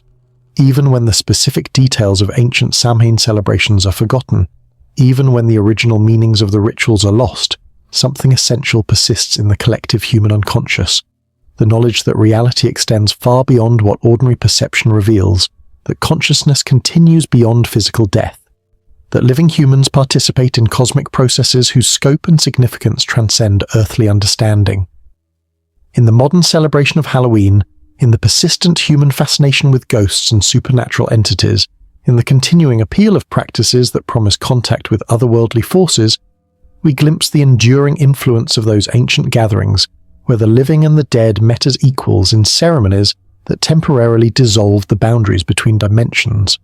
The costumes, the decorations, the very atmosphere of modern Halloween all serve as unconscious attempts to recreate conditions that our ancestors knew could facilitate contact with otherworldly consciousness. The fact that we no longer understand the original purposes of these practices does not diminish their continuing power to connect us with aspects of reality that lie beyond the reach of ordinary awareness. Every jack-o'-lantern that flickers in a darkened window, every child who ventures out into the October night seeking treats from strangers, every adult who feels compelled to transform their identity through costume and makeup, all of these modern practitioners are responding to impulses that connect them directly to the profound spiritual technology that their ancestors developed for managing relationships with forces that exist beyond the boundaries of physical reality. The world glimpsed on those ancient Samhain nights continues to exist, continues to influence human development, continues to offer opportunities for consciousness expansion to those who possess the knowledge and courage necessary to make contact with it. The veil between worlds still grows thin when cosmic conditions align properly. The spirits still remember the pathways home, and somewhere in the depths of human DNA, the wisdom necessary for facilitating such contact still sleeps, waiting for the right circumstances to awaken once again. Chapter 10. Rome's Influence, Blending Traditions. The year 412. CE marked a turning point in the ancient world that would forever alter the spiritual landscape of Celtic lands. Roman legions had not simply conquered territory, they had brought with them an entirely different understanding of death, time, and the relationship between the living and the dead. But what emerged from this collision of worldviews was not the simple replacement of Celtic practices with Roman customs. Instead, it was something far more complex and far more dangerous. A hybrid spiritual technology that combined the otherworldly wisdom of Samhain with the imperial ambitions of Rome. Picture Tribune Marcus Aurelius Corvus, stationed at a frontier fort that overlooks what would one day become the Welsh countryside. Marcus is not the typical Roman conqueror that Celtic folklore might suggest. He is a man haunted by experiences that his classical education never prepared him to understand. 3 years of service in Celtic territories have shown him supernatural phenomena that exist nowhere in Roman religious doctrine, forces that operate according to principles that Stoic philosophy cannot explain. On this particular Samhain night, Marcus finds himself caught between two worlds in the most literal sense possible. His military duties require him to maintain Roman order and suppress what his superiors consider barbaric superstitions. But his direct experience of Celtic spiritual practices has convinced him that these superstitions represent genuine knowledge about aspects of reality that Roman religion has never acknowledged. As the veil between worlds begins to thin, Marcus witnesses something that will reshape his understanding of existence itself. From his position on the fort's watchtower, he observes a procession of Roman spirits joining the annual migration of Celtic dead, soldiers who fell in battles throughout the empire, marching in formation alongside Celtic warriors they once fought, united now by their shared existence in the realm beyond death. What disturbs Marcus most profoundly is the realization that many of these Roman spirits appear to have learned techniques from their Celtic counterparts for manifesting more fully in the physical world. They move with the fluid grace that characterizes otherworldly beings who have mastered the art of existing simultaneously in multiple dimensions. They communicate through methods that transcend the limitations of spoken language, sharing information directly through spiritual contact that bypasses the need for words entirely. Most significantly, they seem to have abandoned the rigid hierarchical structures that defined Roman military organization in life, adopting instead the more flexible social arrangements that characterize Celtic otherworldly society. Centurions converse as equals with common soldiers, their earthly ranks rendered meaningless by perspectives that encompass centuries of existence beyond the grave. This spiritual integration is already beginning to influence the living populations under Roman rule. Consider the case of Branwen Fersh Lear, a Celtic priestess who has spent the past 5 years developing new ritual techniques that incorporate Roman religious elements while preserving the essential otherworldly connections that define authentic Samhain practice. Branwen's innovations emerge from her recognition that the Roman spiritual system, while different from Celtic traditions, contains elements that can actually enhance otherworldly communication when properly understood and applied. Roman practices for honoring household gods, for example, create spiritual structures that can be adapted to accommodate Celtic ancestors. Roman techniques for ritual purification can be modified to prepare participants for otherworldly encounters that Roman religion never anticipated. But Branwen's most significant discovery involves the Roman festival of Lemuria, a ceremony designed to appease restless spirits who refuse to accept their proper place in the afterlife. She realizes that this Roman practice addresses the same supernatural challenges that Celtic Samhain rituals are designed to manage, but from a different philosophical perspective that offers complementary solutions to otherworldly problems. Working with Marcus, who has secretly become her student and collaborator, Branwen develops hybrid ceremonies that combine Celtic techniques for facilitating otherworldly contact with Roman methods for maintaining spiritual discipline and order. These new rituals allow for the kind of profound supernatural encounters that characterize traditional Samhain celebrations, but within frameworks that provide additional protection against the dangers inherent in such otherworldly communication. The results are remarkable and disturbing in equal measure. The hybrid ceremonies prove to be more powerful than either Celtic or Roman practices alone, creating opportunities for otherworldly contact that exceed anything previously possible. Spirits who had never been accessible through purely Celtic rituals respond to the combined techniques, while traditional Celtic ancestors manifest with unprecedented clarity and stability when called through the hybrid methods. But this enhanced spiritual power comes with complications that neither Celtic nor Roman wisdom had anticipated. The merger of different otherworldly traditions creates new categories of supernatural entity, beings that exist in the spaces between Celtic and Roman understandings of death and afterlife. These hybrid spirits possess capabilities that transcend the limitations of either spiritual system, but they also display unpredictabilities that make them dangerous to contact without extraordinary precautions. Consider the entity that manifests during one of Branwen and Marcus's experimental ceremonies in the autumn of 414 CE. This being appears to be simultaneously a Celtic warrior king and a Roman deity, displaying the otherworldly authority characteristic of ancient Celtic heroes alongside the cosmic power typical of Roman divine beings. It speaks in a language that combines Latin with archaic Celtic dialects, creating communication that transcends the limitations of either linguistic system, while remaining comprehensible to participants from both cultural backgrounds. The entity claims to represent the future of otherworldly existence under the new conditions created by Roman expansion into Celtic territories. It explains that the conquest of Celtic lands has created corresponding changes in the otherworld itself, forcing spirits from different cultural traditions to develop new forms of cooperation and integration that allow them to coexist within the same supernatural territories. This revelation carries profound implications for both Celtic and Roman understanding of death and afterlife. The otherworld, according to this hybrid entity, is not a static realm where spirits simply continue the cultural patterns they knew in life, but a dynamic dimension where consciousness continues to evolve and adapt in response to changing conditions in the physical world.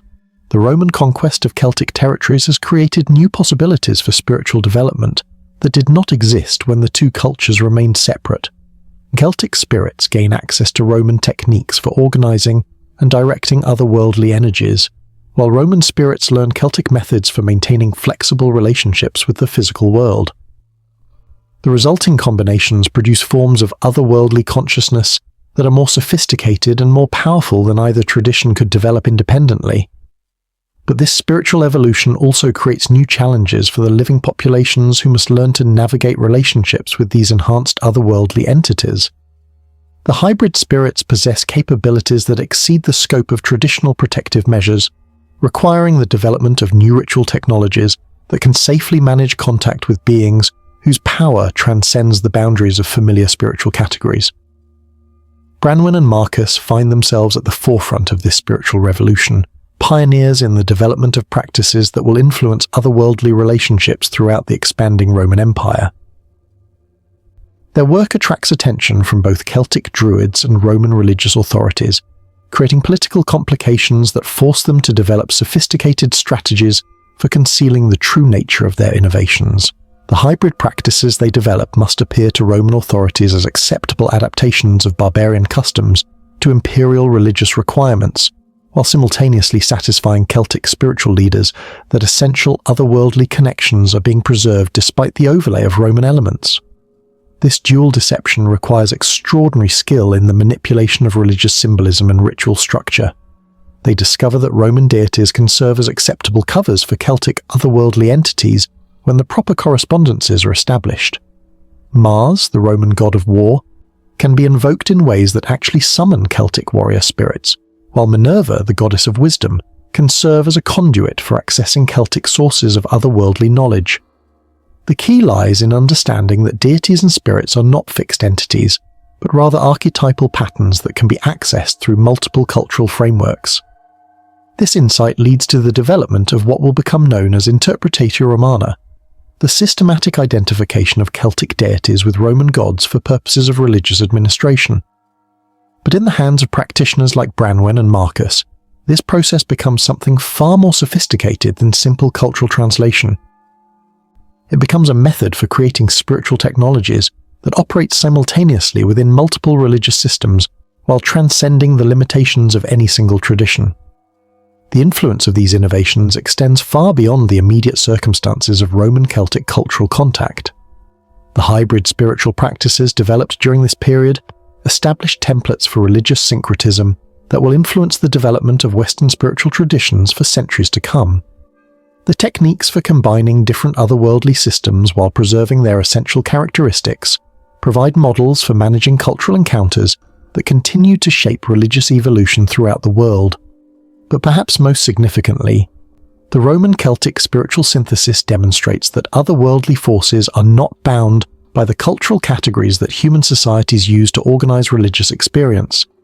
The spirits that emerge from the merger of different traditions possess capabilities that transcend the expectations of either system, suggesting that consciousness itself operates according to principles that exceed the scope of any single cultural understanding.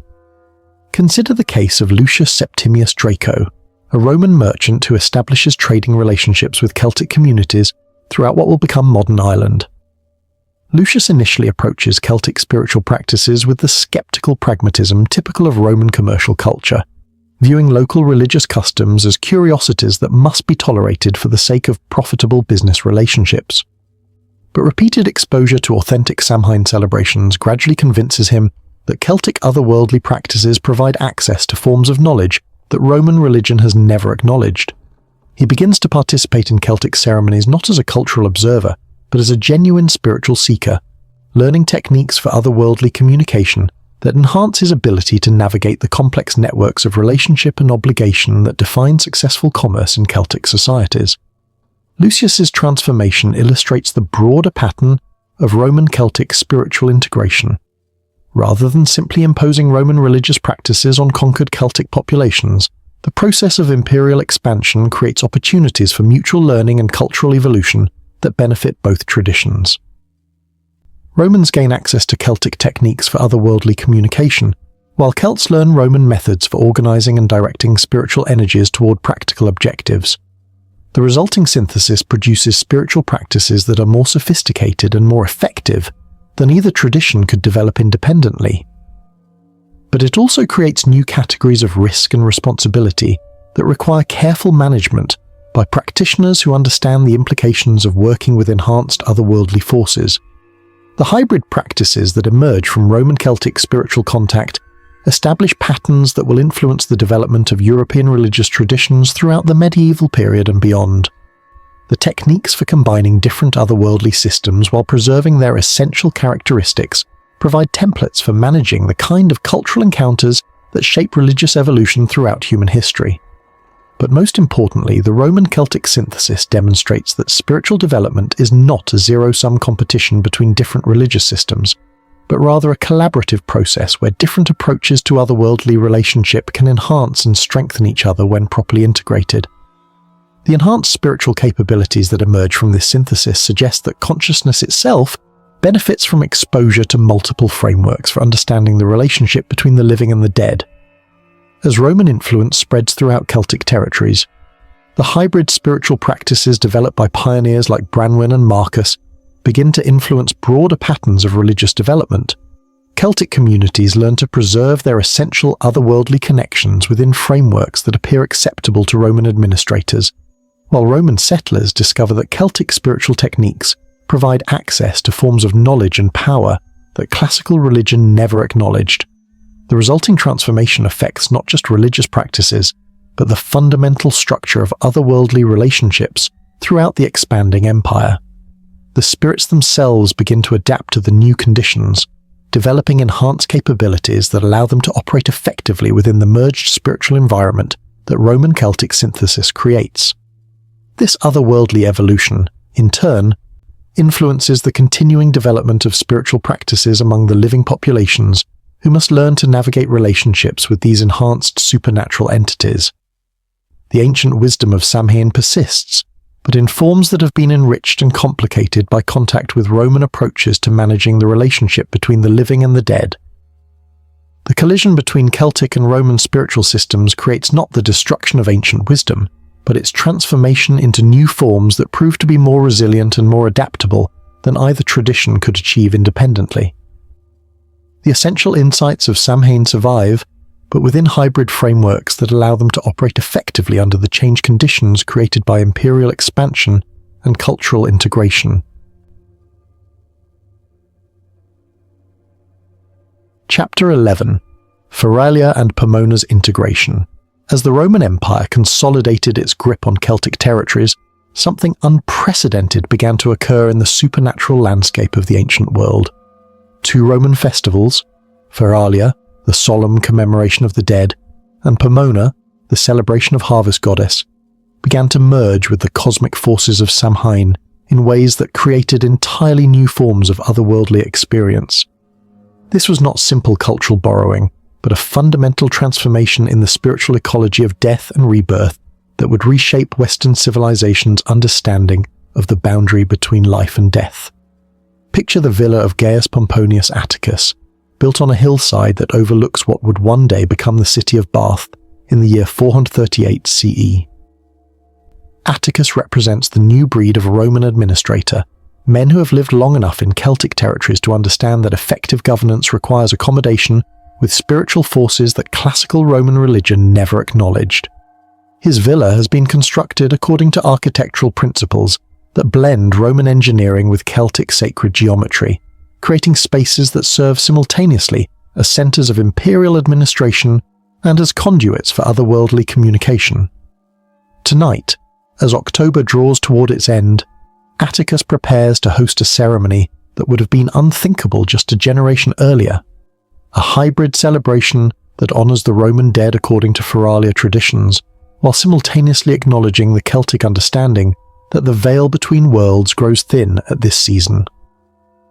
His guests include Roman officials, Celtic druids, and hybrid practitioners who have learned to navigate between both spiritual systems with equal facility.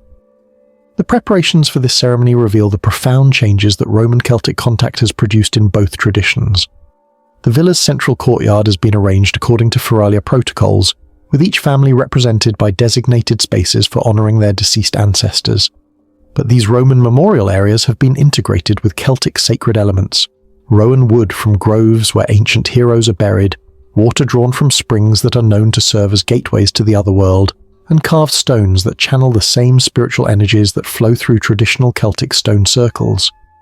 As the ceremony begins, Atticus invokes the Roman goddess Tacita, the silent deity who governs communication with the dead, but his invocation incorporates Celtic techniques for thinning the veil between worlds. The result is a manifestation of otherworldly presence that exceeds anything that purely Roman or purely Celtic practices could achieve independently. The spirits that respond to his call appear with unprecedented clarity and stability, as if the merger of different spiritual technologies has created optimal conditions for otherworldly communication. But the most remarkable aspect of this hybrid ceremony involves the appearance of entities that exist simultaneously within Roman and Celtic otherworldly systems. These are not spirits who have simply learned to adapt to different cultural frameworks, but beings whose essential nature transcends the boundaries between different traditions of death and afterlife. Consider the spirit of Marcus Aurelius Maximus, a Roman general who died fighting Celtic warriors in these very hills 2 decades earlier. When Maximus manifests during Atticus's ceremony, he appears not as the purely Roman military figure that his life history might suggest, but as a hybrid entity who has learned to incorporate Celtic warrior traditions into his otherworldly existence. Maximus speaks in a language that combines Latin military terminology with Celtic concepts that have no Roman equivalents, describing experiences in the otherworld that draw on both traditions while transcending the limitations of either. He explains that his death in battle against Celtic warriors created opportunities for spiritual development that would not have been possible if he had died in purely Roman circumstances. The otherworld itself, according to Maximus, has been transformed by the collision between Roman and Celtic spiritual systems. The realm of the dead is no longer divided into separate territories for different cultural traditions, but has become an integrated spiritual ecosystem where consciousness can access the benefits of multiple approaches to posthuman existence.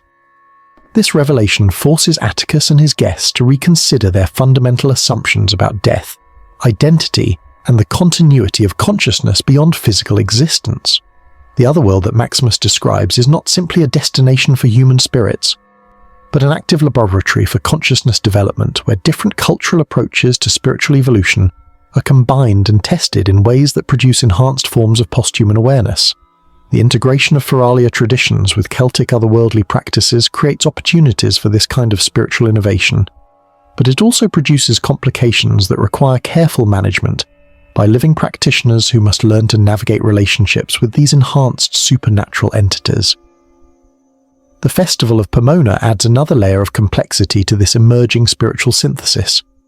The Roman goddess of fruit trees and gardens represents principles of fertility and abundance that correspond closely to Celtic harvest traditions, but her integration with Samhain creates hybrid forms of spiritual practice that exceed the scope of either tradition independently.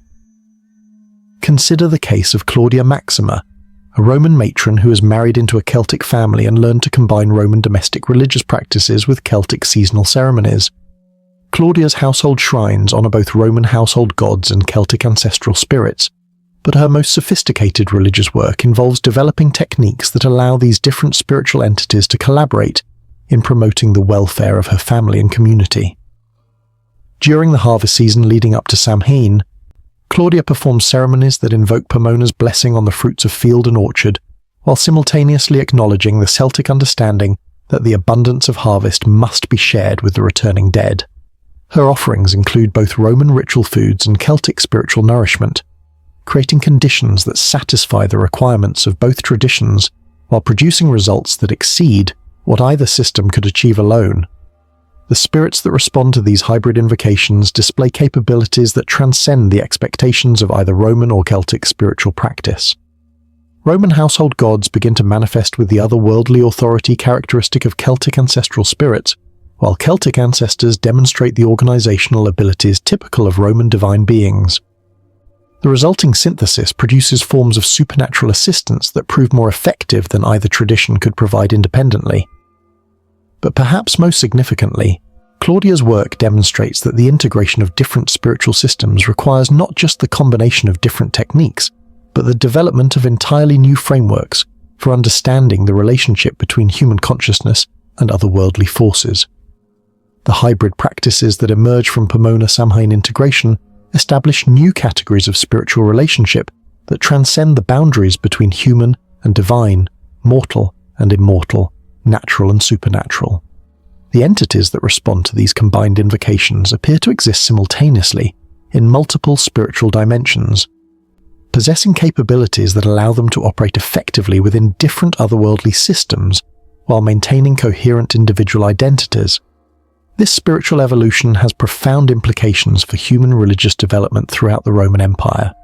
Communities that learn to integrate different otherworldly traditions gain access to enhanced forms of supernatural assistance, while populations that resist such integration find themselves increasingly isolated from the spiritual resources that define effective religious practice under the new conditions created by cultural contact and synthesis. Consider the Villa Rustica of Lucius Cornelius Scipio, located in what will one day become Provence, where a community of Roman settlers has learned to integrate Celtic spiritual practices with their traditional agricultural ceremonies.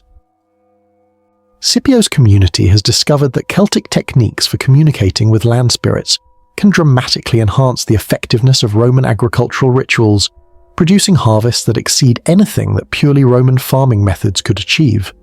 But their most remarkable innovations involve the development of hybrid ceremonies that honor both Pomona and the Celtic harvest deities, while simultaneously preparing for the annual return of the dead on Samhain night. These integrated celebrations create spiritual conditions that benefit both the living and the dead, establishing sustainable relationships between human communities and otherworldly forces that prove more resilient than either Roman or Celtic traditions could maintain independently. The ceremonies that Scipio's community develops represent a new form of spiritual technology that transcends the limitations of individual cultural traditions while preserving the essential insights of both systems. Roman organizational abilities combine with Celtic otherworldly sensitivity to produce religious practices that are more sophisticated and more effective than either tradition could develop alone. The otherworldly entities that respond to these hybrid practices display corresponding innovations in supernatural capability and spiritual authority. Roman agricultural deities begin to manifest with the seasonal sensitivity characteristic of Celtic land spirits, while Celtic harvest gods demonstrate the systematic approach to spiritual assistance typical of Roman divine beings. But the most profound changes occur among the human spirits who participate in these integrated otherworldly communities. The dead who are honored through hybrid Feralia Samhain ceremonies develop enhanced abilities to assist their living descendants, while the ancestral spirits who are invoked through combined Roman-Celtic techniques gain access to spiritual resources that exceed the scope of either tradition independently. This evolution in otherworldly capability creates corresponding opportunities and responsibilities for living practitioners who must learn to manage relationships with these enhanced supernatural entities. The hybrid spiritual practices that emerge from Roman-Celtic integration require more sophisticated knowledge and more careful preparation than either tradition demanded independently, but they also provide access to forms of otherworldly assistance that exceed anything that purely Roman or purely Celtic practices could achieve. The integration of Feralia and Pomona with Celtic Samhain traditions establishes patterns of spiritual synthesis that will influence the development of Western religious practices throughout the medieval period and beyond. The techniques for combining different otherworldly systems while preserving their essential characteristics provide templates for managing cultural encounters that continue to shape religious evolution throughout human history. But perhaps most importantly, the Roman-Celtic spiritual synthesis demonstrates that otherworldly forces themselves evolve in response to changing conditions in the physical world, developing enhanced capabilities that allow them to operate effectively within the merged spiritual environments that cultural contact creates.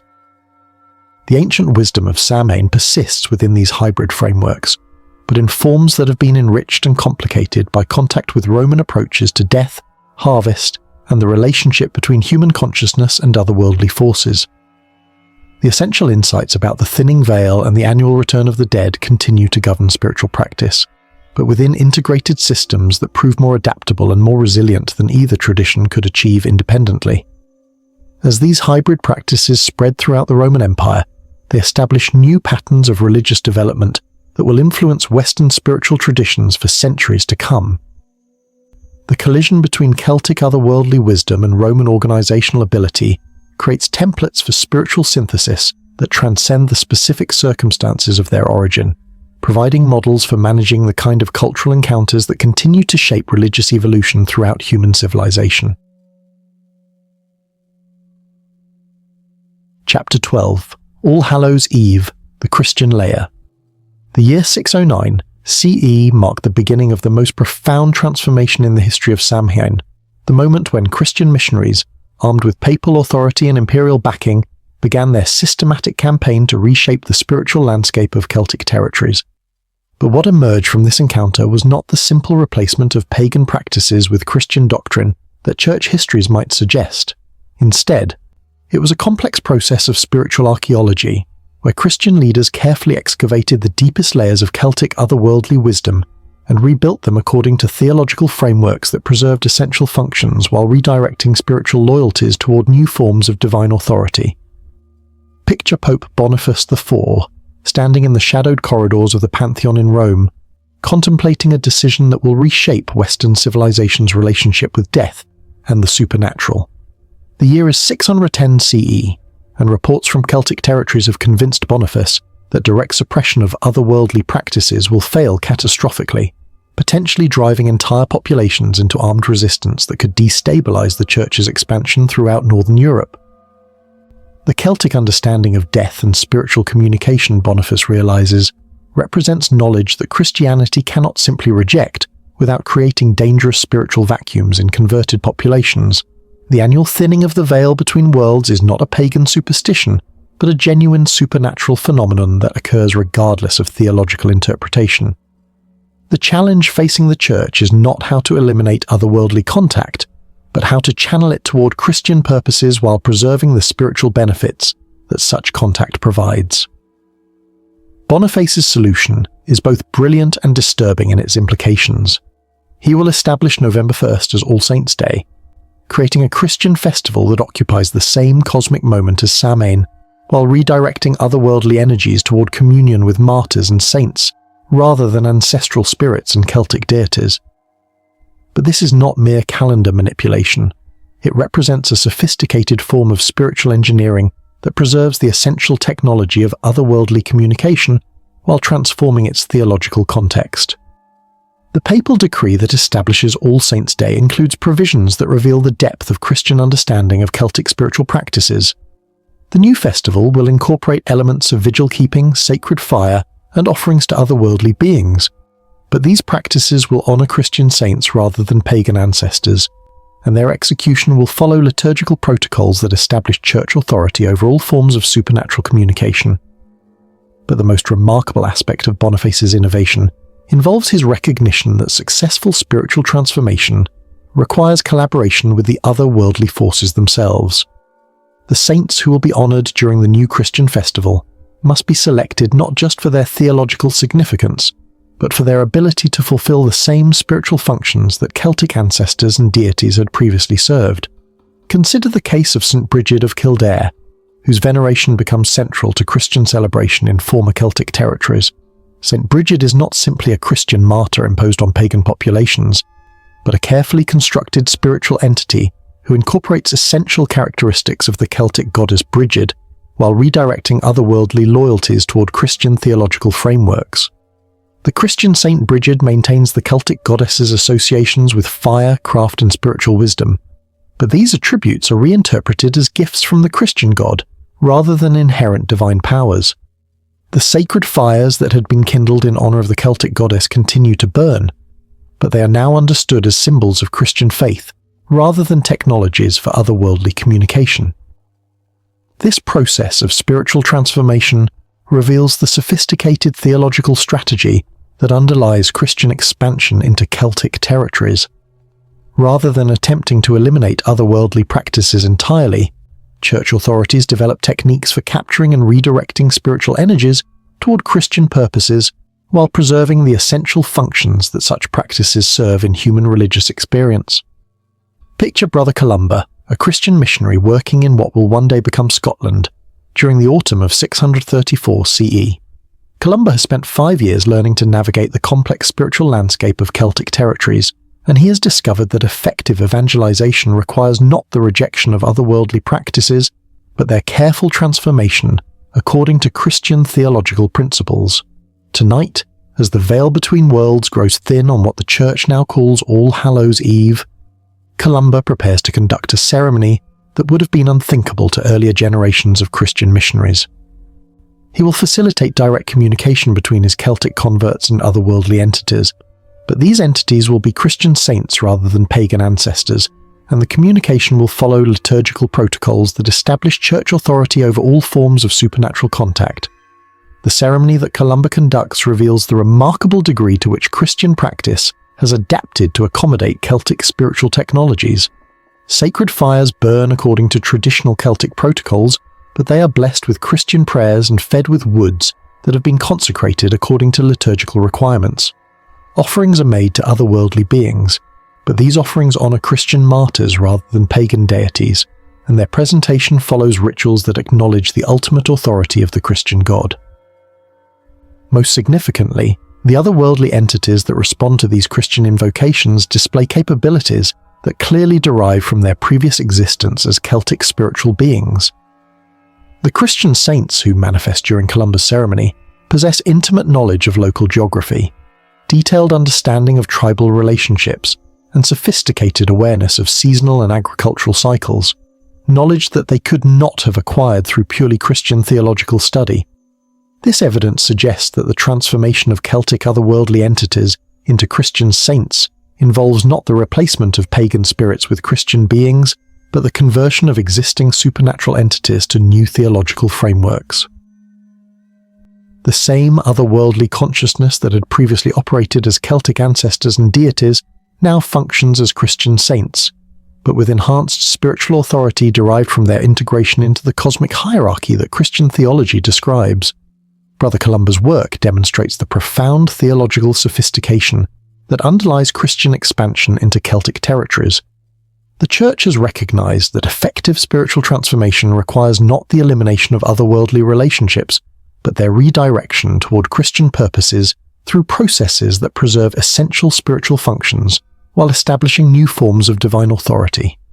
But this theological strategy creates complications that earlier Christian missionaries had not anticipated. The otherworldly entities that accept conversion to Christian sainthood retain capabilities and characteristics that exceed the boundaries of orthodox Christian doctrine. They continue to display seasonal sensitivities, maintain relationships with land spirits, and possess knowledge of magical practices that official church teaching does not acknowledge. Consider the case of St. Patrick, whose legends reveal the complex process through which Celtic spiritual entities are transformed into Christian saints. The historical Patrick was undoubtedly a Christian missionary, but the St. Patrick who emerges from Irish religious practice displays capabilities that clearly derive from integration with pre-existing Celtic otherworldly forces. The St. Patrick of Irish tradition possesses intimate knowledge of druidical practices, demonstrates the ability to communicate with land spirits, and performs miracles that follow the same patterns as Celtic magical techniques. His confrontations with druids are described not as conflicts between Christian and pagan authorities, but as competitions between different approaches to managing the same otherworldly forces. Most significantly, St. Patrick's spiritual authority extends to domains that purely Christian theology does not claim to govern. He serves as protector against fairy kidnapping, provides assistance with agricultural problems that require supernatural intervention, and offers guidance about otherworldly relationships that exceed the scope of conventional Christian pastoral care. This evidence suggests that the Christianization of Celtic territories involves not the replacement of pagan spiritual systems with Christian alternatives, but the integration of existing otherworldly relationships into expanded Christian theological frameworks that accommodate spiritual realities that official doctrine does not explicitly acknowledge. The festival that emerges from this process, All Hallows Eve leading to All Saints' Day, represents a remarkable synthesis of Celtic otherworldly wisdom with Christian theological authority. The essential insights of Samhain are preserved: the annual thinning of the veil between worlds, the return of otherworldly entities to communicate with the living, the necessity of proper ritual preparation for supernatural encounters. But these Celtic understandings are integrated with Christian frameworks that provide additional layers of protection and spiritual authority. The otherworldly entities that manifest during All Hallows Eve are understood to operate under the ultimate authority of the Christian God, while the living participants in these ceremonies benefit from the intercession of Christian saints who possess both otherworldly capabilities and theological legitimacy. Picture the monastery of Glendalough in Ireland during the All Hallows Eve of 672 CE, where Abbot Comgan has developed perhaps the most sophisticated synthesis of Celtic and Christian otherworldly practices. The monastery's celebration combines traditional Celtic techniques for facilitating otherworldly communication with Christian liturgical elements that establish theological frameworks for interpreting supernatural encounters. The ceremony begins with traditional Celtic preparations: sacred fires kindled according to ancient protocols, protective circles established using consecrated salt and iron, participants clothed in garments that have been blessed according to both Celtic and Christian traditions. But these familiar elements are integrated with Christian prayers, liturgical music, and theological instruction that contextualizes otherworldly encounters within Orthodox Christian doctrine. As the veil between worlds grows thin, The otherworldly entities that respond to Abbot Coemgun's invocations reveal the profound transformation that Christianization has produced in Celtic spiritual practice. Celtic ancestors appear alongside Christian saints, but all acknowledge the ultimate authority of the Christian God. Druidical spirits offer guidance that incorporates both traditional Celtic wisdom and Christian theological insights. Ancient Celtic deities manifest in forms that preserve their essential spiritual functions while acknowledging their subordination to Christian divine hierarchy. Most remarkably, these otherworldly entities demonstrate enhanced capabilities that appear to result from their integration into Christian spiritual systems. They possess theological knowledge that exceeds their earthly learning, display moral insights that reflect Christian ethical development, and offer guidance that incorporates both Celtic practical wisdom and Christian spiritual direction. This enhanced otherworldly capability creates corresponding opportunities for human spiritual development that exceed what either Celtic or Christian traditions could provide independently. The living participants in these hybrid ceremonies gain access to forms of supernatural assistance that combine Celtic otherworldly sensitivity with Christian theological sophistication, producing religious experiences that are more profound and more beneficial than either tradition could offer alone. But the Christian transformation of Celtic otherworldly practices also establishes new forms of spiritual authority that will influence Western religious development for centuries to come. The Church's successful integration of Celtic spiritual technologies creates templates for managing otherworldly relationships that preserve essential human spiritual needs while establishing institutional frameworks for governing supernatural communication. The All Hallows Eve that emerges from this process represents not the defeat of Celtic otherworldly wisdom, but its incorporation into expanded Christian frameworks that prove more resilient and more adaptable than either tradition could achieve independently. The essential insights of Samhain survive within Christian theological contexts that provide additional layers of meaning and protection, while preserving the practical benefits that otherworldly communication offers to human spiritual development. As this Christianized version of Celtic otherworldly practice spreads throughout Europe, it establishes patterns of religious synthesis that will influence Western spiritual traditions throughout the medieval period and beyond. The techniques for integrating different otherworldly systems while preserving their essential characteristics provide templates for managing religious encounters that continue to shape Christian development throughout its historical expansion. But perhaps most importantly, the Christian transformation of Samhain demonstrates that spiritual wisdom itself transcends the boundaries of individual religious systems, finding ways to preserve and transmit essential insights about otherworldly relationships, even when the theological context for such relationships undergo fundamental transformation. The ancient Celtic understanding of death, spiritual communication, and the relationship between the living and the dead continues to influence Western spiritual practice through its integration into Christian theological frameworks that accommodate realities that official doctrine does not explicitly acknowledge. The veil still grows thin on All Hallows Eve, the otherworldly entities still respond to proper invocation, and human consciousness still benefits from carefully managed supernatural encounters. But within Christian contexts that provide additional layers of meaning and authority, while preserving the essential spiritual technologies that Celtic wisdom developed for managing relationships with forces that exist beyond the boundaries of physical reality. Chapter 13, Halloween, is born the year 1066. CE brought more than Norman conquest to the British Isles. It brought a linguistic transformation that would forever alter how humanity spoke about the night when the dead returned to walk among the living, as Middle English evolved from the collision of Saxon, Norman French, and Celtic tongues. The ancient festival of Samhain underwent its most profound metamorphosis yet, emerging as All Hallows Even, a phrase that would eventually contract into the deceptively simple word Halloween. But this linguistic evolution masked a far more complex process, the creation of a spiritual vocabulary that could preserve otherworldly wisdom within increasingly secular cultural frameworks. Picture Brother Geoffrey of Monmouth, a Norman scribe working in a monastery that overlooks the Welsh borderlands during the autumn of 1089 CE. Geoffrey has been tasked with recording the religious practices of recently conquered Celtic populations, but his work reveals complexities that official church doctrine is unprepared to acknowledge.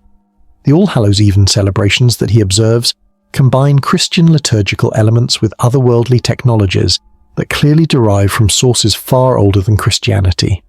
Geoffrey's manuscripts describe ceremonies that honor Christian saints, alongside entities whose spiritual authority transcends the boundaries of Orthodox theology. He witnesses manifestations of otherworldly power that operate according to principles that medieval Christianity cannot explain. Communications with supernatural beings whose knowledge encompasses both Christian theological insights and pagan wisdom that predates written history.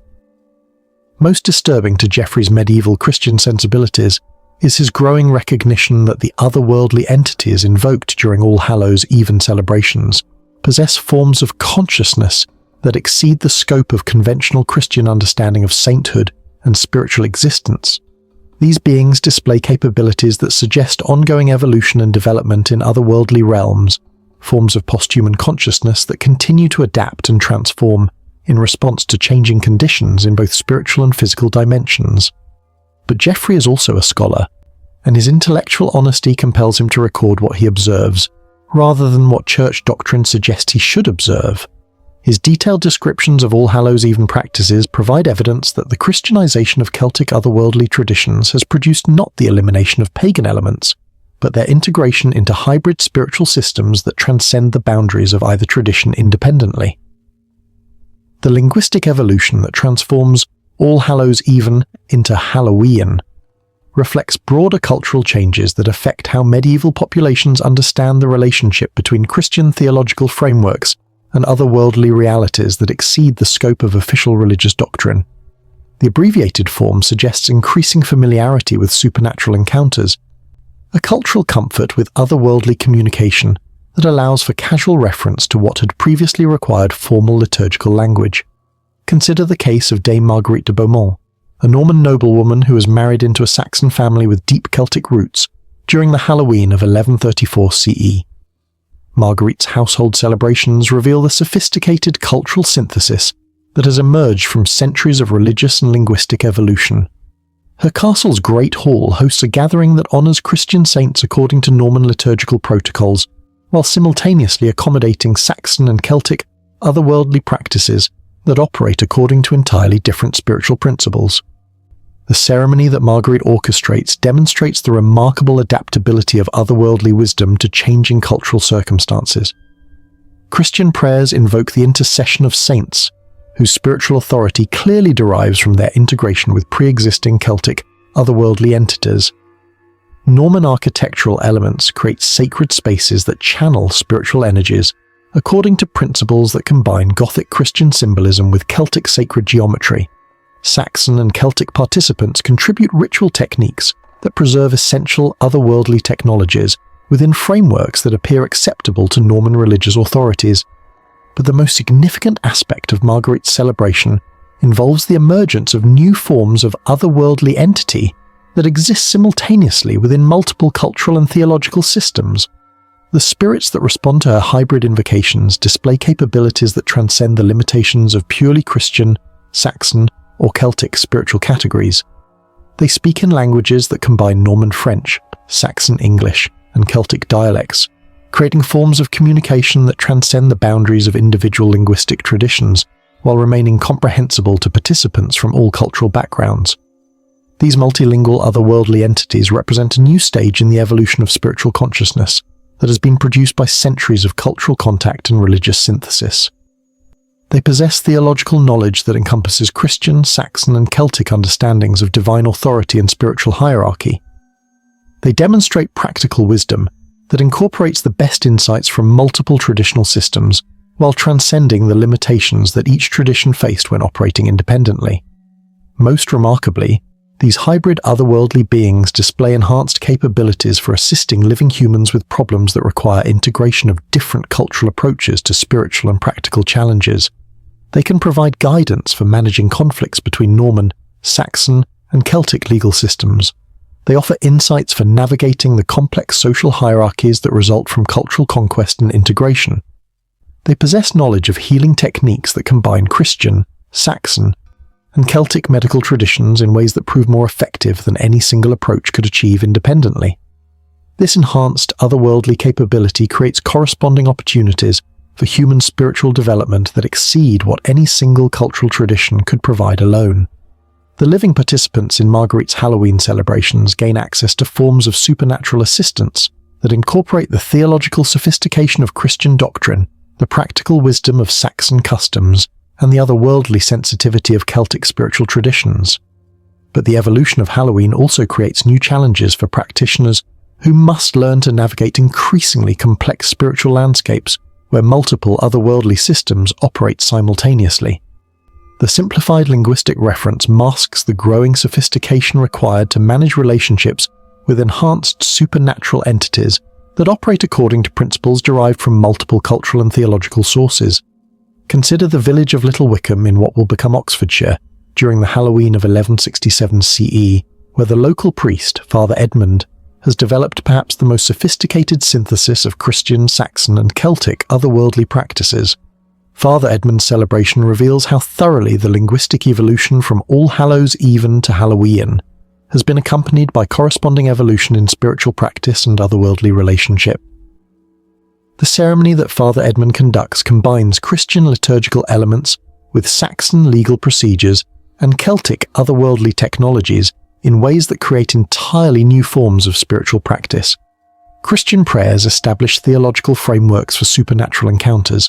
Saxon oath-making procedures create binding agreements between the living and the dead, and Celtic ritual techniques facilitate direct communication with otherworldly entities whose consciousness transcends the boundaries of individual cultural traditions. The otherworldly beings that respond to Father Edmund's hybrid invocations demonstrate the profound transformation that centuries of cultural synthesis have produced in spiritual consciousness itself. These entities possess memories that span multiple historical periods and cultural systems, awareness that encompasses both earthly and otherworldly perspectives on human development, and capabilities that allow them to operate effectively within the complex multicultural environment that medieval England has become.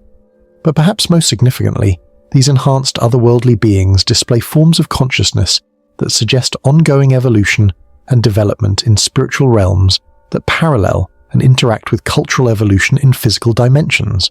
They adapt their communication styles to accommodate the linguistic preferences of different participants, modify their manifestation techniques to operate effectively within various architectural and ritual contexts, and demonstrate problem-solving abilities that incorporate insights from multiple cultural and theological traditions. This evidence of ongoing otherworldly evolution forces Father Edmund to reconsider fundamental assumptions about the nature of spiritual existence and the relationship between earthly and otherworldly forms of consciousness.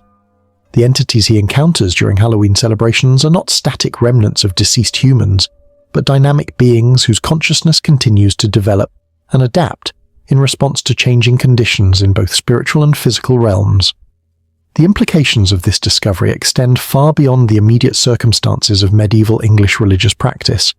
If otherworldly consciousness continues to evolve in response to cultural changes in physical dimensions, then the spiritual entities that humans encounter during supernatural communications are not fixed sources of ancient wisdom, but dynamic participants in ongoing processes of consciousness development that encompass both earthly and otherworldly realms. This understanding transforms the significance of Halloween celebrations from annual commemorations of the dead to active participation in cosmic processes of consciousness, evolution, that transcend the boundaries between life and death, earthly and otherworldly existence, individual and collective forms of spiritual development. The village celebrations that emerge from this understanding represent a new form of spiritual technology that exceeds the scope of traditional religious practice, while preserving essential insights about otherworldly relationship and supernatural communication. The simplified linguistic reference Halloween masks increasingly sophisticated spiritual practices that operate according to principles derived from multiple cultural traditions, while transcending the limitations that each tradition faced when operating independently. As Halloween celebrations spread throughout medieval Europe, they establish patterns of spiritual practice that will influence Western religious development for centuries to come. The techniques for integrating multiple otherworldly systems while preserving their essential characteristics provide templates for managing cultural encounters that continue to shape religious evolution throughout human civilization. But perhaps most importantly, the medieval evolution of Halloween demonstrates that spiritual wisdom itself transcends the boundaries of individual cultural and linguistic systems, finding ways to preserve and transmit essential insights about otherworldly relationships even as the vocabularies and frameworks for expressing such insights undergo continuous transformation. The ancient Celtic understanding of death, spiritual communication, and the relationship between the living and the dead continues to influence Western spiritual practice through its integration into increasingly complex cultural and linguistic frameworks that accommodate multiple approaches to otherworldly relationship while preserving the essential technologies that human consciousness requires for maintaining contact with spiritual forces that exist beyond the boundaries of physical reality. As the Middle English word Halloween becomes established in popular usage, it carries within its deceptively simple form the accumulated wisdom of centuries of spiritual evolution and cultural synthesis. The linguistic transformation reflects broader changes in human consciousness that allow for increasingly sophisticated approaches to otherworldly relationship, while maintaining the essential insights that make such relationships beneficial for both individual and collective spiritual development. The night that began as Samhain evolved through All Hallows Even and emerged as Halloween represents not the degradation of ancient wisdom, but its successful adaptation to changing cultural circumstances that allow essential spiritual technologies to survive and flourish within frameworks that can accommodate the complex multicultural realities of evolving human civilization. Yes, Chapter 14, Modern Echoes Across Oceans. The year 1847 brought more than Irish refugees to the shores of America. It brought the seeds of a spiritual revolution that would transform the New World's understanding of death, harvest, and the thin places where otherworldly forces seep into ordinary reality. As the coffin ships disgorged their human cargo onto the docks of Boston, New York, and Philadelphia, they carried with them not just desperate families fleeing the potato famine, but the accumulated otherworldly wisdom of Celtic civilization compressed into oral traditions, folk practices, and genetic memories that would soon take root in American soil. Picture Siobhan O'Brien stepping off the merchant vessel Cassandra at Boston Harbor on October 29, 1847, clutching her 3 surviving children and a small leather pouch containing the last precious remnants of her family's spiritual heritage. Inside that pouch are items that would mean nothing to the immigration officials who process her entry. A piece of iron taken from her grandfather's forge, soil from the churchyard where 17 generations of her ancestors lie buried, and a carved stone bearing symbols that predate Christianity's arrival in Ireland by 1,000 years. But Siobhan knows what American authorities cannot comprehend, that she carries within her memory the precise techniques for maintaining contact with otherworldly forces that have guided her family through centuries of conquest, colonization, and cultural suppression. The Great Hunger has stolen her homeland, but it cannot steal the knowledge that lives in her blood, the spiritual technologies that have allowed Celtic wisdom to survive the rise and fall of empires. As Samhain approaches in this strange new land, Siobhan faces a challenge that will determine whether centuries of otherworldly wisdom will survive transplantation to American soil. She must find ways to practice traditional Celtic otherworldly communication within cultural contexts that have no understanding of such practices, among populations whose spiritual experiences have been shaped by entirely different relationships with death, harvest, and supernatural forces. The solution she develops reveals the remarkable adaptability of Celtic spiritual wisdom to new cultural circumstances. Working with other Irish immigrants in Boston's North End, Siobhan organises what appears to be a simple harvest celebration, but which actually incorporates sophisticated otherworldly technologies disguised as folk customs and family traditions. The jack-o'-lanterns that begin appearing in Irish-American neighbourhoods are not the cheerful decorations that their American neighbours assume them to be, but carefully constructed spiritual devices that operate according to principles derived from ancient Celtic techniques for otherworldly communication. The carved faces serve as focal points for supernatural attention, while the candles within create the specific forms of light necessary to thin the veil between dimensions during the critical hours of Samhain night. But Siobhan's most significant innovation involves her recognition that American cultural frameworks can actually enhance certain aspects of Celtic otherworldly practice. The New World's emphasis on individual freedom and democratic participation creates opportunities for spiritual experimentation that would have been impossible within the rigid hierarchical structures of traditional Celtic society. Consider the Halloween celebration that Shiorn organizes in Boston's North End during October 1848, 1 year after her arrival in America. What appears to casual observers to be a simple neighborhood gathering is actually a sophisticated, otherworldly communication ceremony that incorporates Irish Celtic techniques with innovations made possible by American cultural conditions. The celebration takes place not in a traditional sacred space controlled by religious authorities, but in the basement of a boarding house, where Irish immigrants have created their own community centre, independent of both Catholic Church oversight and Protestant American cultural expectations. This independence allows for spiritual experimentation that would have been suppressed by official religious authorities in either Ireland or America. The participants include not just Irish immigrants, but also Scottish and Welsh families whose Celtic heritage provides complementary otherworldly knowledge, German immigrants whose folk traditions share certain elements with Celtic practices, and even a few Native Americans whose spiritual technologies for communicating with ancestral spirits offer insights that enhance traditional Celtic techniques. This multicultural synthesis produces forms of otherworldly communication that exceed the scope of any single tradition while preserving the essential insights that make such communication beneficial for human spiritual development. The spirits that respond to these hybrid American invocations display capabilities that clearly derive from their integration with the enhanced spiritual environment that cultural mixing has created in the New World.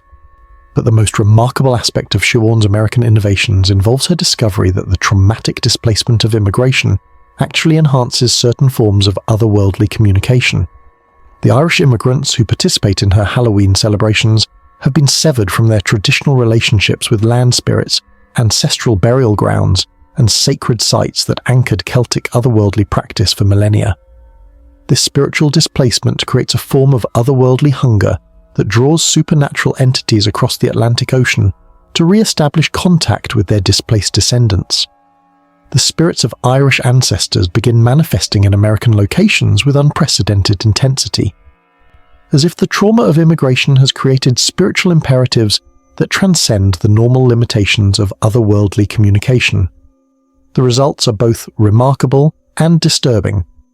Irish American families report visits from ancestors whose spiritual authority exceeds anything they had experienced in Ireland, guidance from otherworldly entities whose knowledge encompasses both Old World wisdom and New World opportunities, and forms of supernatural assistance that prove more effective than traditional Celtic otherworldly support systems. But this enhanced otherworldly contact also creates new categories of spiritual challenge that require careful management by practitioners who understand both traditional Celtic techniques and the unique conditions created by American cultural displacement. The spirits that cross the Atlantic to maintain contact with their displaced descendants carry with them not just beneficial otherworldly wisdom, but also the accumulated trauma of Irish historical experience, memories of conquest, colonization, famine, and forced emigration that can overwhelm living consciousness if not properly channeled and integrated. Shiorn's innovations in managing traumatic otherworldly contact will influence American spiritual development for generations to come. Her techniques for healing ancestral trauma through otherworldly communication establish templates for spiritual practice that prove essential for immigrant populations throughout American history. Consider the case of young Patrick Sullivan, born in Boston in 1851 to Irish immigrant parents, who represents the first generation of Irish Americans to grow up with otherworldly practices adapted to New World conditions. Patrick's childhood Halloween experiences reveal the profound transformation that Celtic spiritual wisdom has undergone through transplantation to American soil. The Halloween celebrations of Patrick's childhood combine traditional Irish otherworldly techniques with American innovations that reflect the New World's unique cultural conditions. The neighborhood children participate in activities that appear to be simple games and entertainment, but which actually preserve sophisticated spiritual technologies disguised as folk customs and community traditions. The practice of trick-or-treating emerges from this cultural synthesis as a democratized version of traditional Celtic soul caking, where community members would go door to door offering prayers for the dead in exchange for food that would be shared with returning spirits. But the American version transforms this originally religious practice into a secular community activity that preserves essential otherworldly functions while operating within cultural frameworks that do not require explicit supernatural belief. The costumes worn by American children during these early Halloween celebrations serve the same protective functions as traditional Celtic disguises, but they incorporate American cultural elements that reflect the New World's unique spiritual environment. Children dress as cowboys and Indians, historical figures and fictional characters, creating forms of spiritual camouflage that operate effectively within American otherworldly conditions while preserving the essential techniques that allow safe navigation through supernatural territories. But perhaps most significantly, the American evolution of Halloween establishes new patterns of intergenerational spiritual transmission that prove more resilient than traditional Celtic methods for preserving otherworldly knowledge. The practices that appear to be simple children's entertainment actually encode sophisticated spiritual technologies that are transmitted through direct participation rather than formal religious instruction. This means that essential otherworldly knowledge survives even when families lose conscious awareness of its spiritual significance. Children who participate in American Halloween celebrations absorb techniques for otherworldly communication through direct experience, even when their parents can no longer explain the spiritual principles that govern such practices. The genetic memory that all humans carry regarding otherworldly relationship gets activated and reinforced through participation in Halloween activities, creating forms of unconscious spiritual competence that operate independently of explicit religious belief or conscious understanding of supernatural principles. By the 1860s, American Halloween celebrations have evolved into sophisticated spiritual technologies that preserve essential Celtic otherworldly wisdom within secular cultural frameworks that can operate independently of official religious oversight. The practices that appear to be simple community entertainment actually maintain active relationships with otherworldly forces that continue to influence American spiritual development in ways that most participants never consciously recognize. The Irish-American innovations in Halloween practice establish patterns that will influence American spiritual development throughout the 19th and 20th centuries. The techniques for preserving otherworldly wisdom within secular cultural frameworks provide templates for maintaining spiritual traditions within increasingly materialistic social environments that do not explicitly acknowledge supernatural reality. But the most profound impact of Irish-American Halloween innovations involves their demonstration that otherworldly wisdom can adapt successfully to radically different cultural circumstances while preserving its essential benefits for human spiritual development. The Celtic understanding of death, spiritual communication, and otherworldly relationship survives transplantation to American soil and proves capable of evolution and adaptation that allows it to flourish within cultural conditions that differ dramatically from its original Celtic context.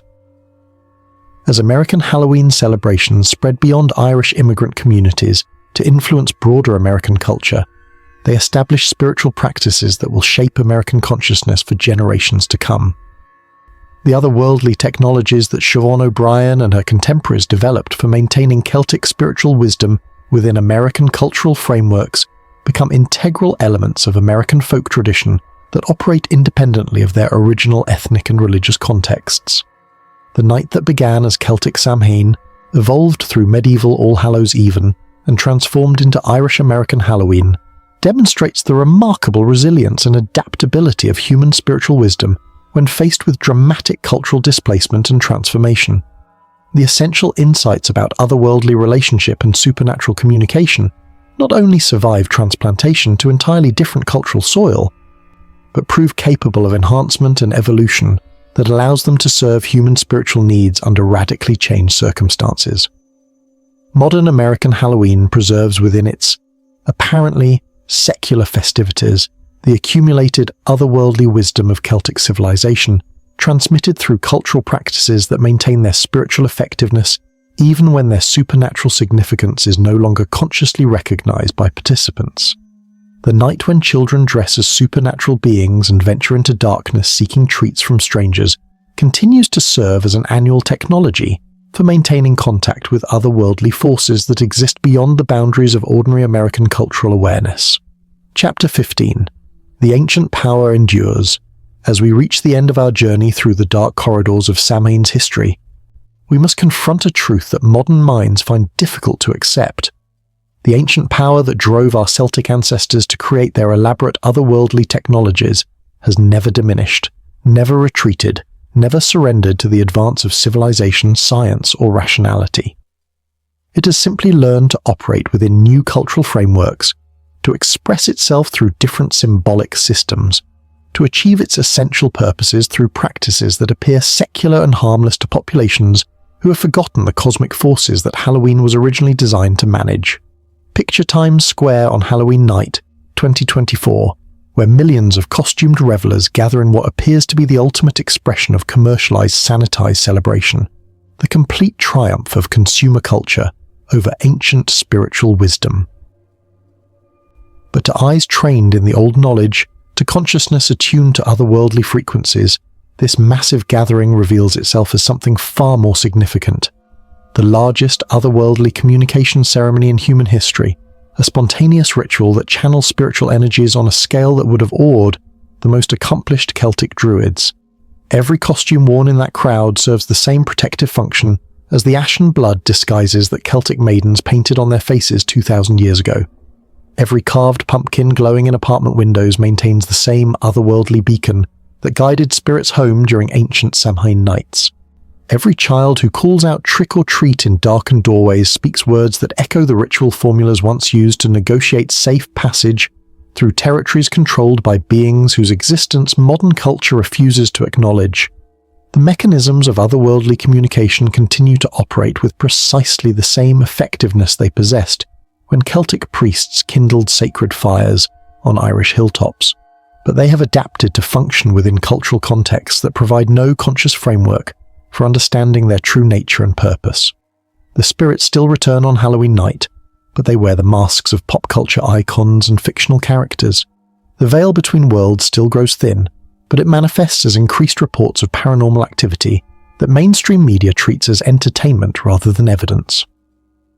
Consider Dr. Sarah Chen, a quantum physicist at MIT who has spent the past 5 years investigating anomalous energy readings that spike dramatically in the hours surrounding Halloween night. Dr. Chen approaches these phenomena from a rigorously scientific perspective, but her measurements reveal patterns that align remarkably closely with Celtic descriptions of otherworldly activity during Samhain celebrations. Her instruments detect temporary fluctuations in local magnetic fields that correspond to traditional accounts of supernatural manifestation. She records infrasonic frequencies that match the spirit winds described in medieval texts about All Hallows Eve. Most remarkably, her quantum field detectors register coherent energy patterns that suggest the presence of organized consciousness operating outside the normal parameters of three-dimensional space-time. Dr. Chen's scientific methodology prevents her from drawing the obvious conclusions that her Celtic ancestors would have reached immediately, but her data provides objective evidence that the otherworldly forces acknowledged by ancient spiritual traditions continue to operate according to the same principles and the same annual cycles that guided Celtic otherworldly practice for millennia. Her research represents a growing body of scientific evidence that validates the essential insights of ancient otherworldly wisdom, while providing new frameworks for understanding the mechanisms through which such forces operate. Quantum physics offers explanations for otherworldly phenomena that Celtic druids could only describe through theological and mythological language, but the phenomena themselves remain unchanged. But the most profound evidence for the continuing operation of ancient otherworldly forces lies not in scientific measurements, but in the unconscious behaviors of modern populations who participate in Halloween celebrations without any awareness of their spiritual significance. The genetic memory that all humans carry regarding otherworldly relationship continues to express itself through participation in activities that preserve essential spiritual technologies within apparently secular cultural frameworks. Consider the case of 8-year-old Emma Rodriguez trick-or-treating in suburban Phoenix on Halloween night 2023. Emma has no conscious knowledge of Celtic otherworldly practices, no formal training in supernatural communication, no explicit understanding of the spiritual forces that ancient festivals were designed to manage. But her Halloween experience reveals the continuing operation of otherworldly technologies that function independently of conscious human understanding or intention. As Emma moves through her neighborhood collecting candy, she unconsciously follows behavioral patterns that correspond precisely to traditional Celtic techniques for safe navigation through otherworldly territories. She approaches houses where lights are burning, avoiding darkened homes where protective energies are not properly maintained. She travels in groups, instinctively understanding that collective presence provides better protection against supernatural dangers than individual exposure. Most remarkably, Emma demonstrates forms of spiritual sensitivity that manifest only during Halloween night, abilities that suggest activation of latent otherworldly awareness through participation in annual ceremonies that preserve ancient spiritual technologies. She reports seeing funny shadows that move independently of the objects that cast them, hearing whispering voices in the wind that carry her name, and experiencing sudden temperature drops in locations where other children feel nothing unusual. These experiences represent authentic manifestations of otherworldly contact that occur because Halloween celebrations create the same spiritual conditions that Celtic Samhain festivals were designed to facilitate. The costumes, the darkness, the door-to-door movement through community territories, the offerings of food and treats, all of these elements combine to activate otherworldly communication protocols that operate according to principles established by Celtic spiritual technology thousands of years ago. Emma's unconscious competence in managing these otherworldly encounters demonstrates that essential spiritual knowledge continues to be transmitted through direct participation in Halloween activities, even when families have no explicit understanding of the supernatural forces they are helping their children navigate. The genetic memory that guides Emma's Halloween behavior connects her directly to Siobhan O'Brien stepping off the coffin ship in Boston Harbor, to Neve the Spirit Watcher maintaining her vigil on the Celtic Crannog, to the unnamed shamans who first discovered that certain nights of the year create opportunities for communication with consciousness that exists beyond the boundaries of physical reality. This unbroken chain of otherworldly wisdom transmission demonstrates that human spiritual development continues to be guided by forces that transcend the limitations of individual cultural and historical circumstances. The ancient power that shaped Celtic otherworldly practices continues to influence human consciousness through participation in activities that preserve essential spiritual technologies while adapting to changing cultural conditions. But the continuing operation of ancient otherworldly forces also creates responsibilities that most modern populations are unprepared to acknowledge or fulfill. The same spiritual energies that Celtic druids managed through careful ritual preparation and sophisticated protective protocols continue to be activated during Halloween celebrations, but without the conscious knowledge necessary to channel them safely and beneficially. This creates what otherworldly traditions would recognize as a dangerous situation, the activation of powerful spiritual forces without adequate preparation or protection. The increase in paranormal activity during Halloween season, the spike in psychological disturbances among sensitive individuals, the reports of supernatural encounters that mainstream culture dismisses as imagination or mental illness, all of these phenomena represent evidence that otherworldly forces continue to operate according to their ancient patterns, but within cultural contexts that provide no frameworks for understanding or managing such forces. Consider the epidemic of sleep disorders, anxiety attacks, and depression that mental health professionals report during the week surrounding Halloween. Mainstream medical culture treats these symptoms as coincidental seasonal patterns or responses to commercial stress, but practitioners trained in otherworldly traditions would recognize them as evidence of spiritual disturbance caused by unmanaged contact with otherworldly forces. The individuals who experience these symptoms are often those with the greatest natural sensitivity to otherworldly communication, the modern equivalents of Celtic seers and spirit workers whose genetic inheritance includes enhanced capacity for supernatural perception. But without cultural frameworks for understanding and developing these abilities, such sensitivity becomes a burden rather than a gift, a source of distress rather than spiritual insight. This situation represents one of the most significant challenges facing human spiritual development in the modern era: the need to recover conscious awareness of otherworldly forces while developing new frameworks for managing supernatural relationships within cultural contexts that have been shaped by centuries of materialistic thinking and institutionalized supernatural denial. The solution lies not in rejecting modern scientific understanding, but in integrating scientific insights with recovered otherworldly wisdom to create new forms of spiritual technology that can operate effectively within contemporary cultural conditions. The quantum physics research conducted by scientists like Dr. Chen provides objective validation for otherworldly phenomena that ancient traditions could only describe through theological and mythological language. But science alone cannot provide the practical knowledge necessary for managing otherworldly relationships safely and beneficially. That knowledge must be recovered from the surviving fragments of ancient wisdom traditions and adapted to function within modern cultural frameworks that can accommodate both scientific rationality and supernatural reality. The Celtic understanding of Samhain as a night when the veil between worlds grows thin provides essential insights for managing the otherworldly forces that continue to operate during Halloween celebrations.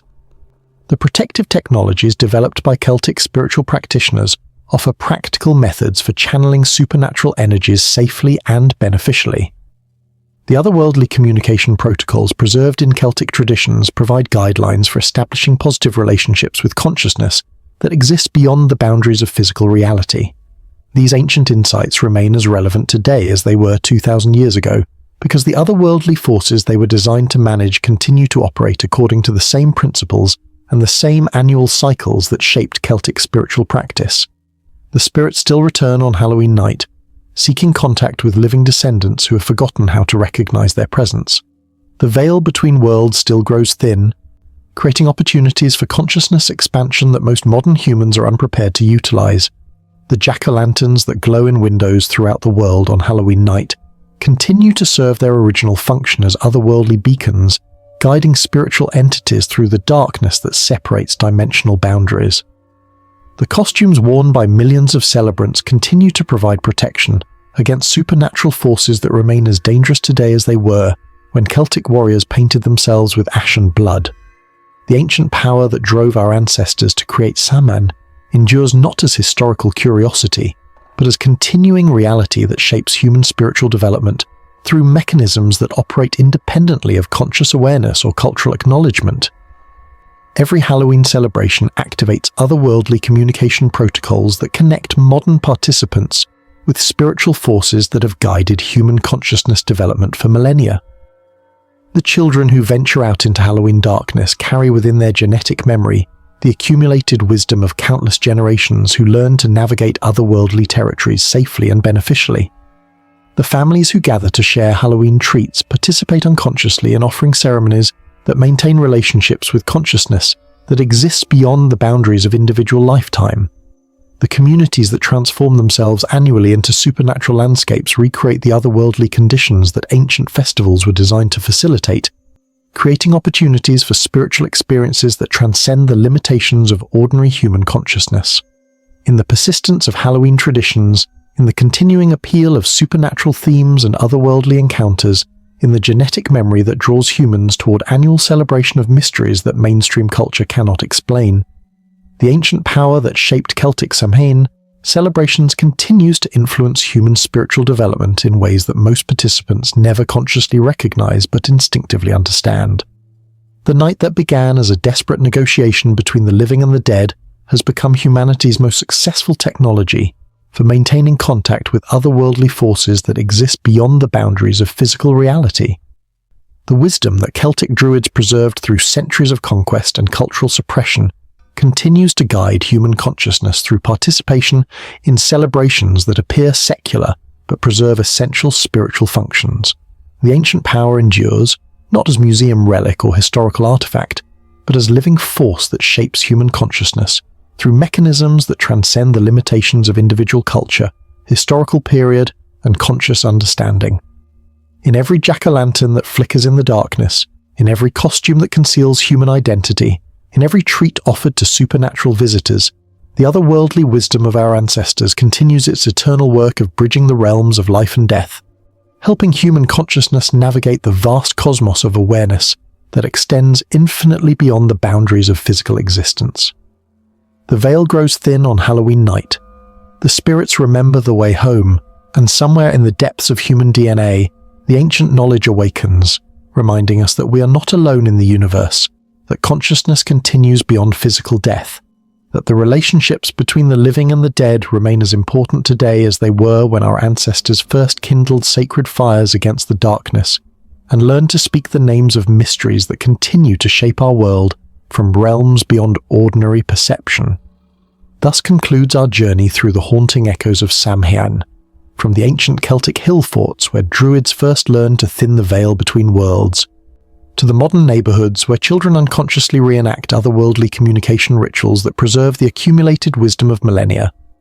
The ancient power that drove our ancestors to create these profound spiritual technologies has never diminished. It has simply learned to operate within new cultural frameworks, continuing its eternal work of maintaining contact between human consciousness and the vast cosmos of awareness that exists beyond the boundaries of physical reality. Rest well, dear listeners, but remember, the veil still grows thin on Halloween night, the spirits still remember the pathways home, and the otherworldly wisdom that guided our ancestors through the darkness continues to offer its guidance to those who know how to listen for voices that speak from realms beyond ordinary perception. Until we meet again in the shadows of history, may you walk safely through all the worlds that touch our own,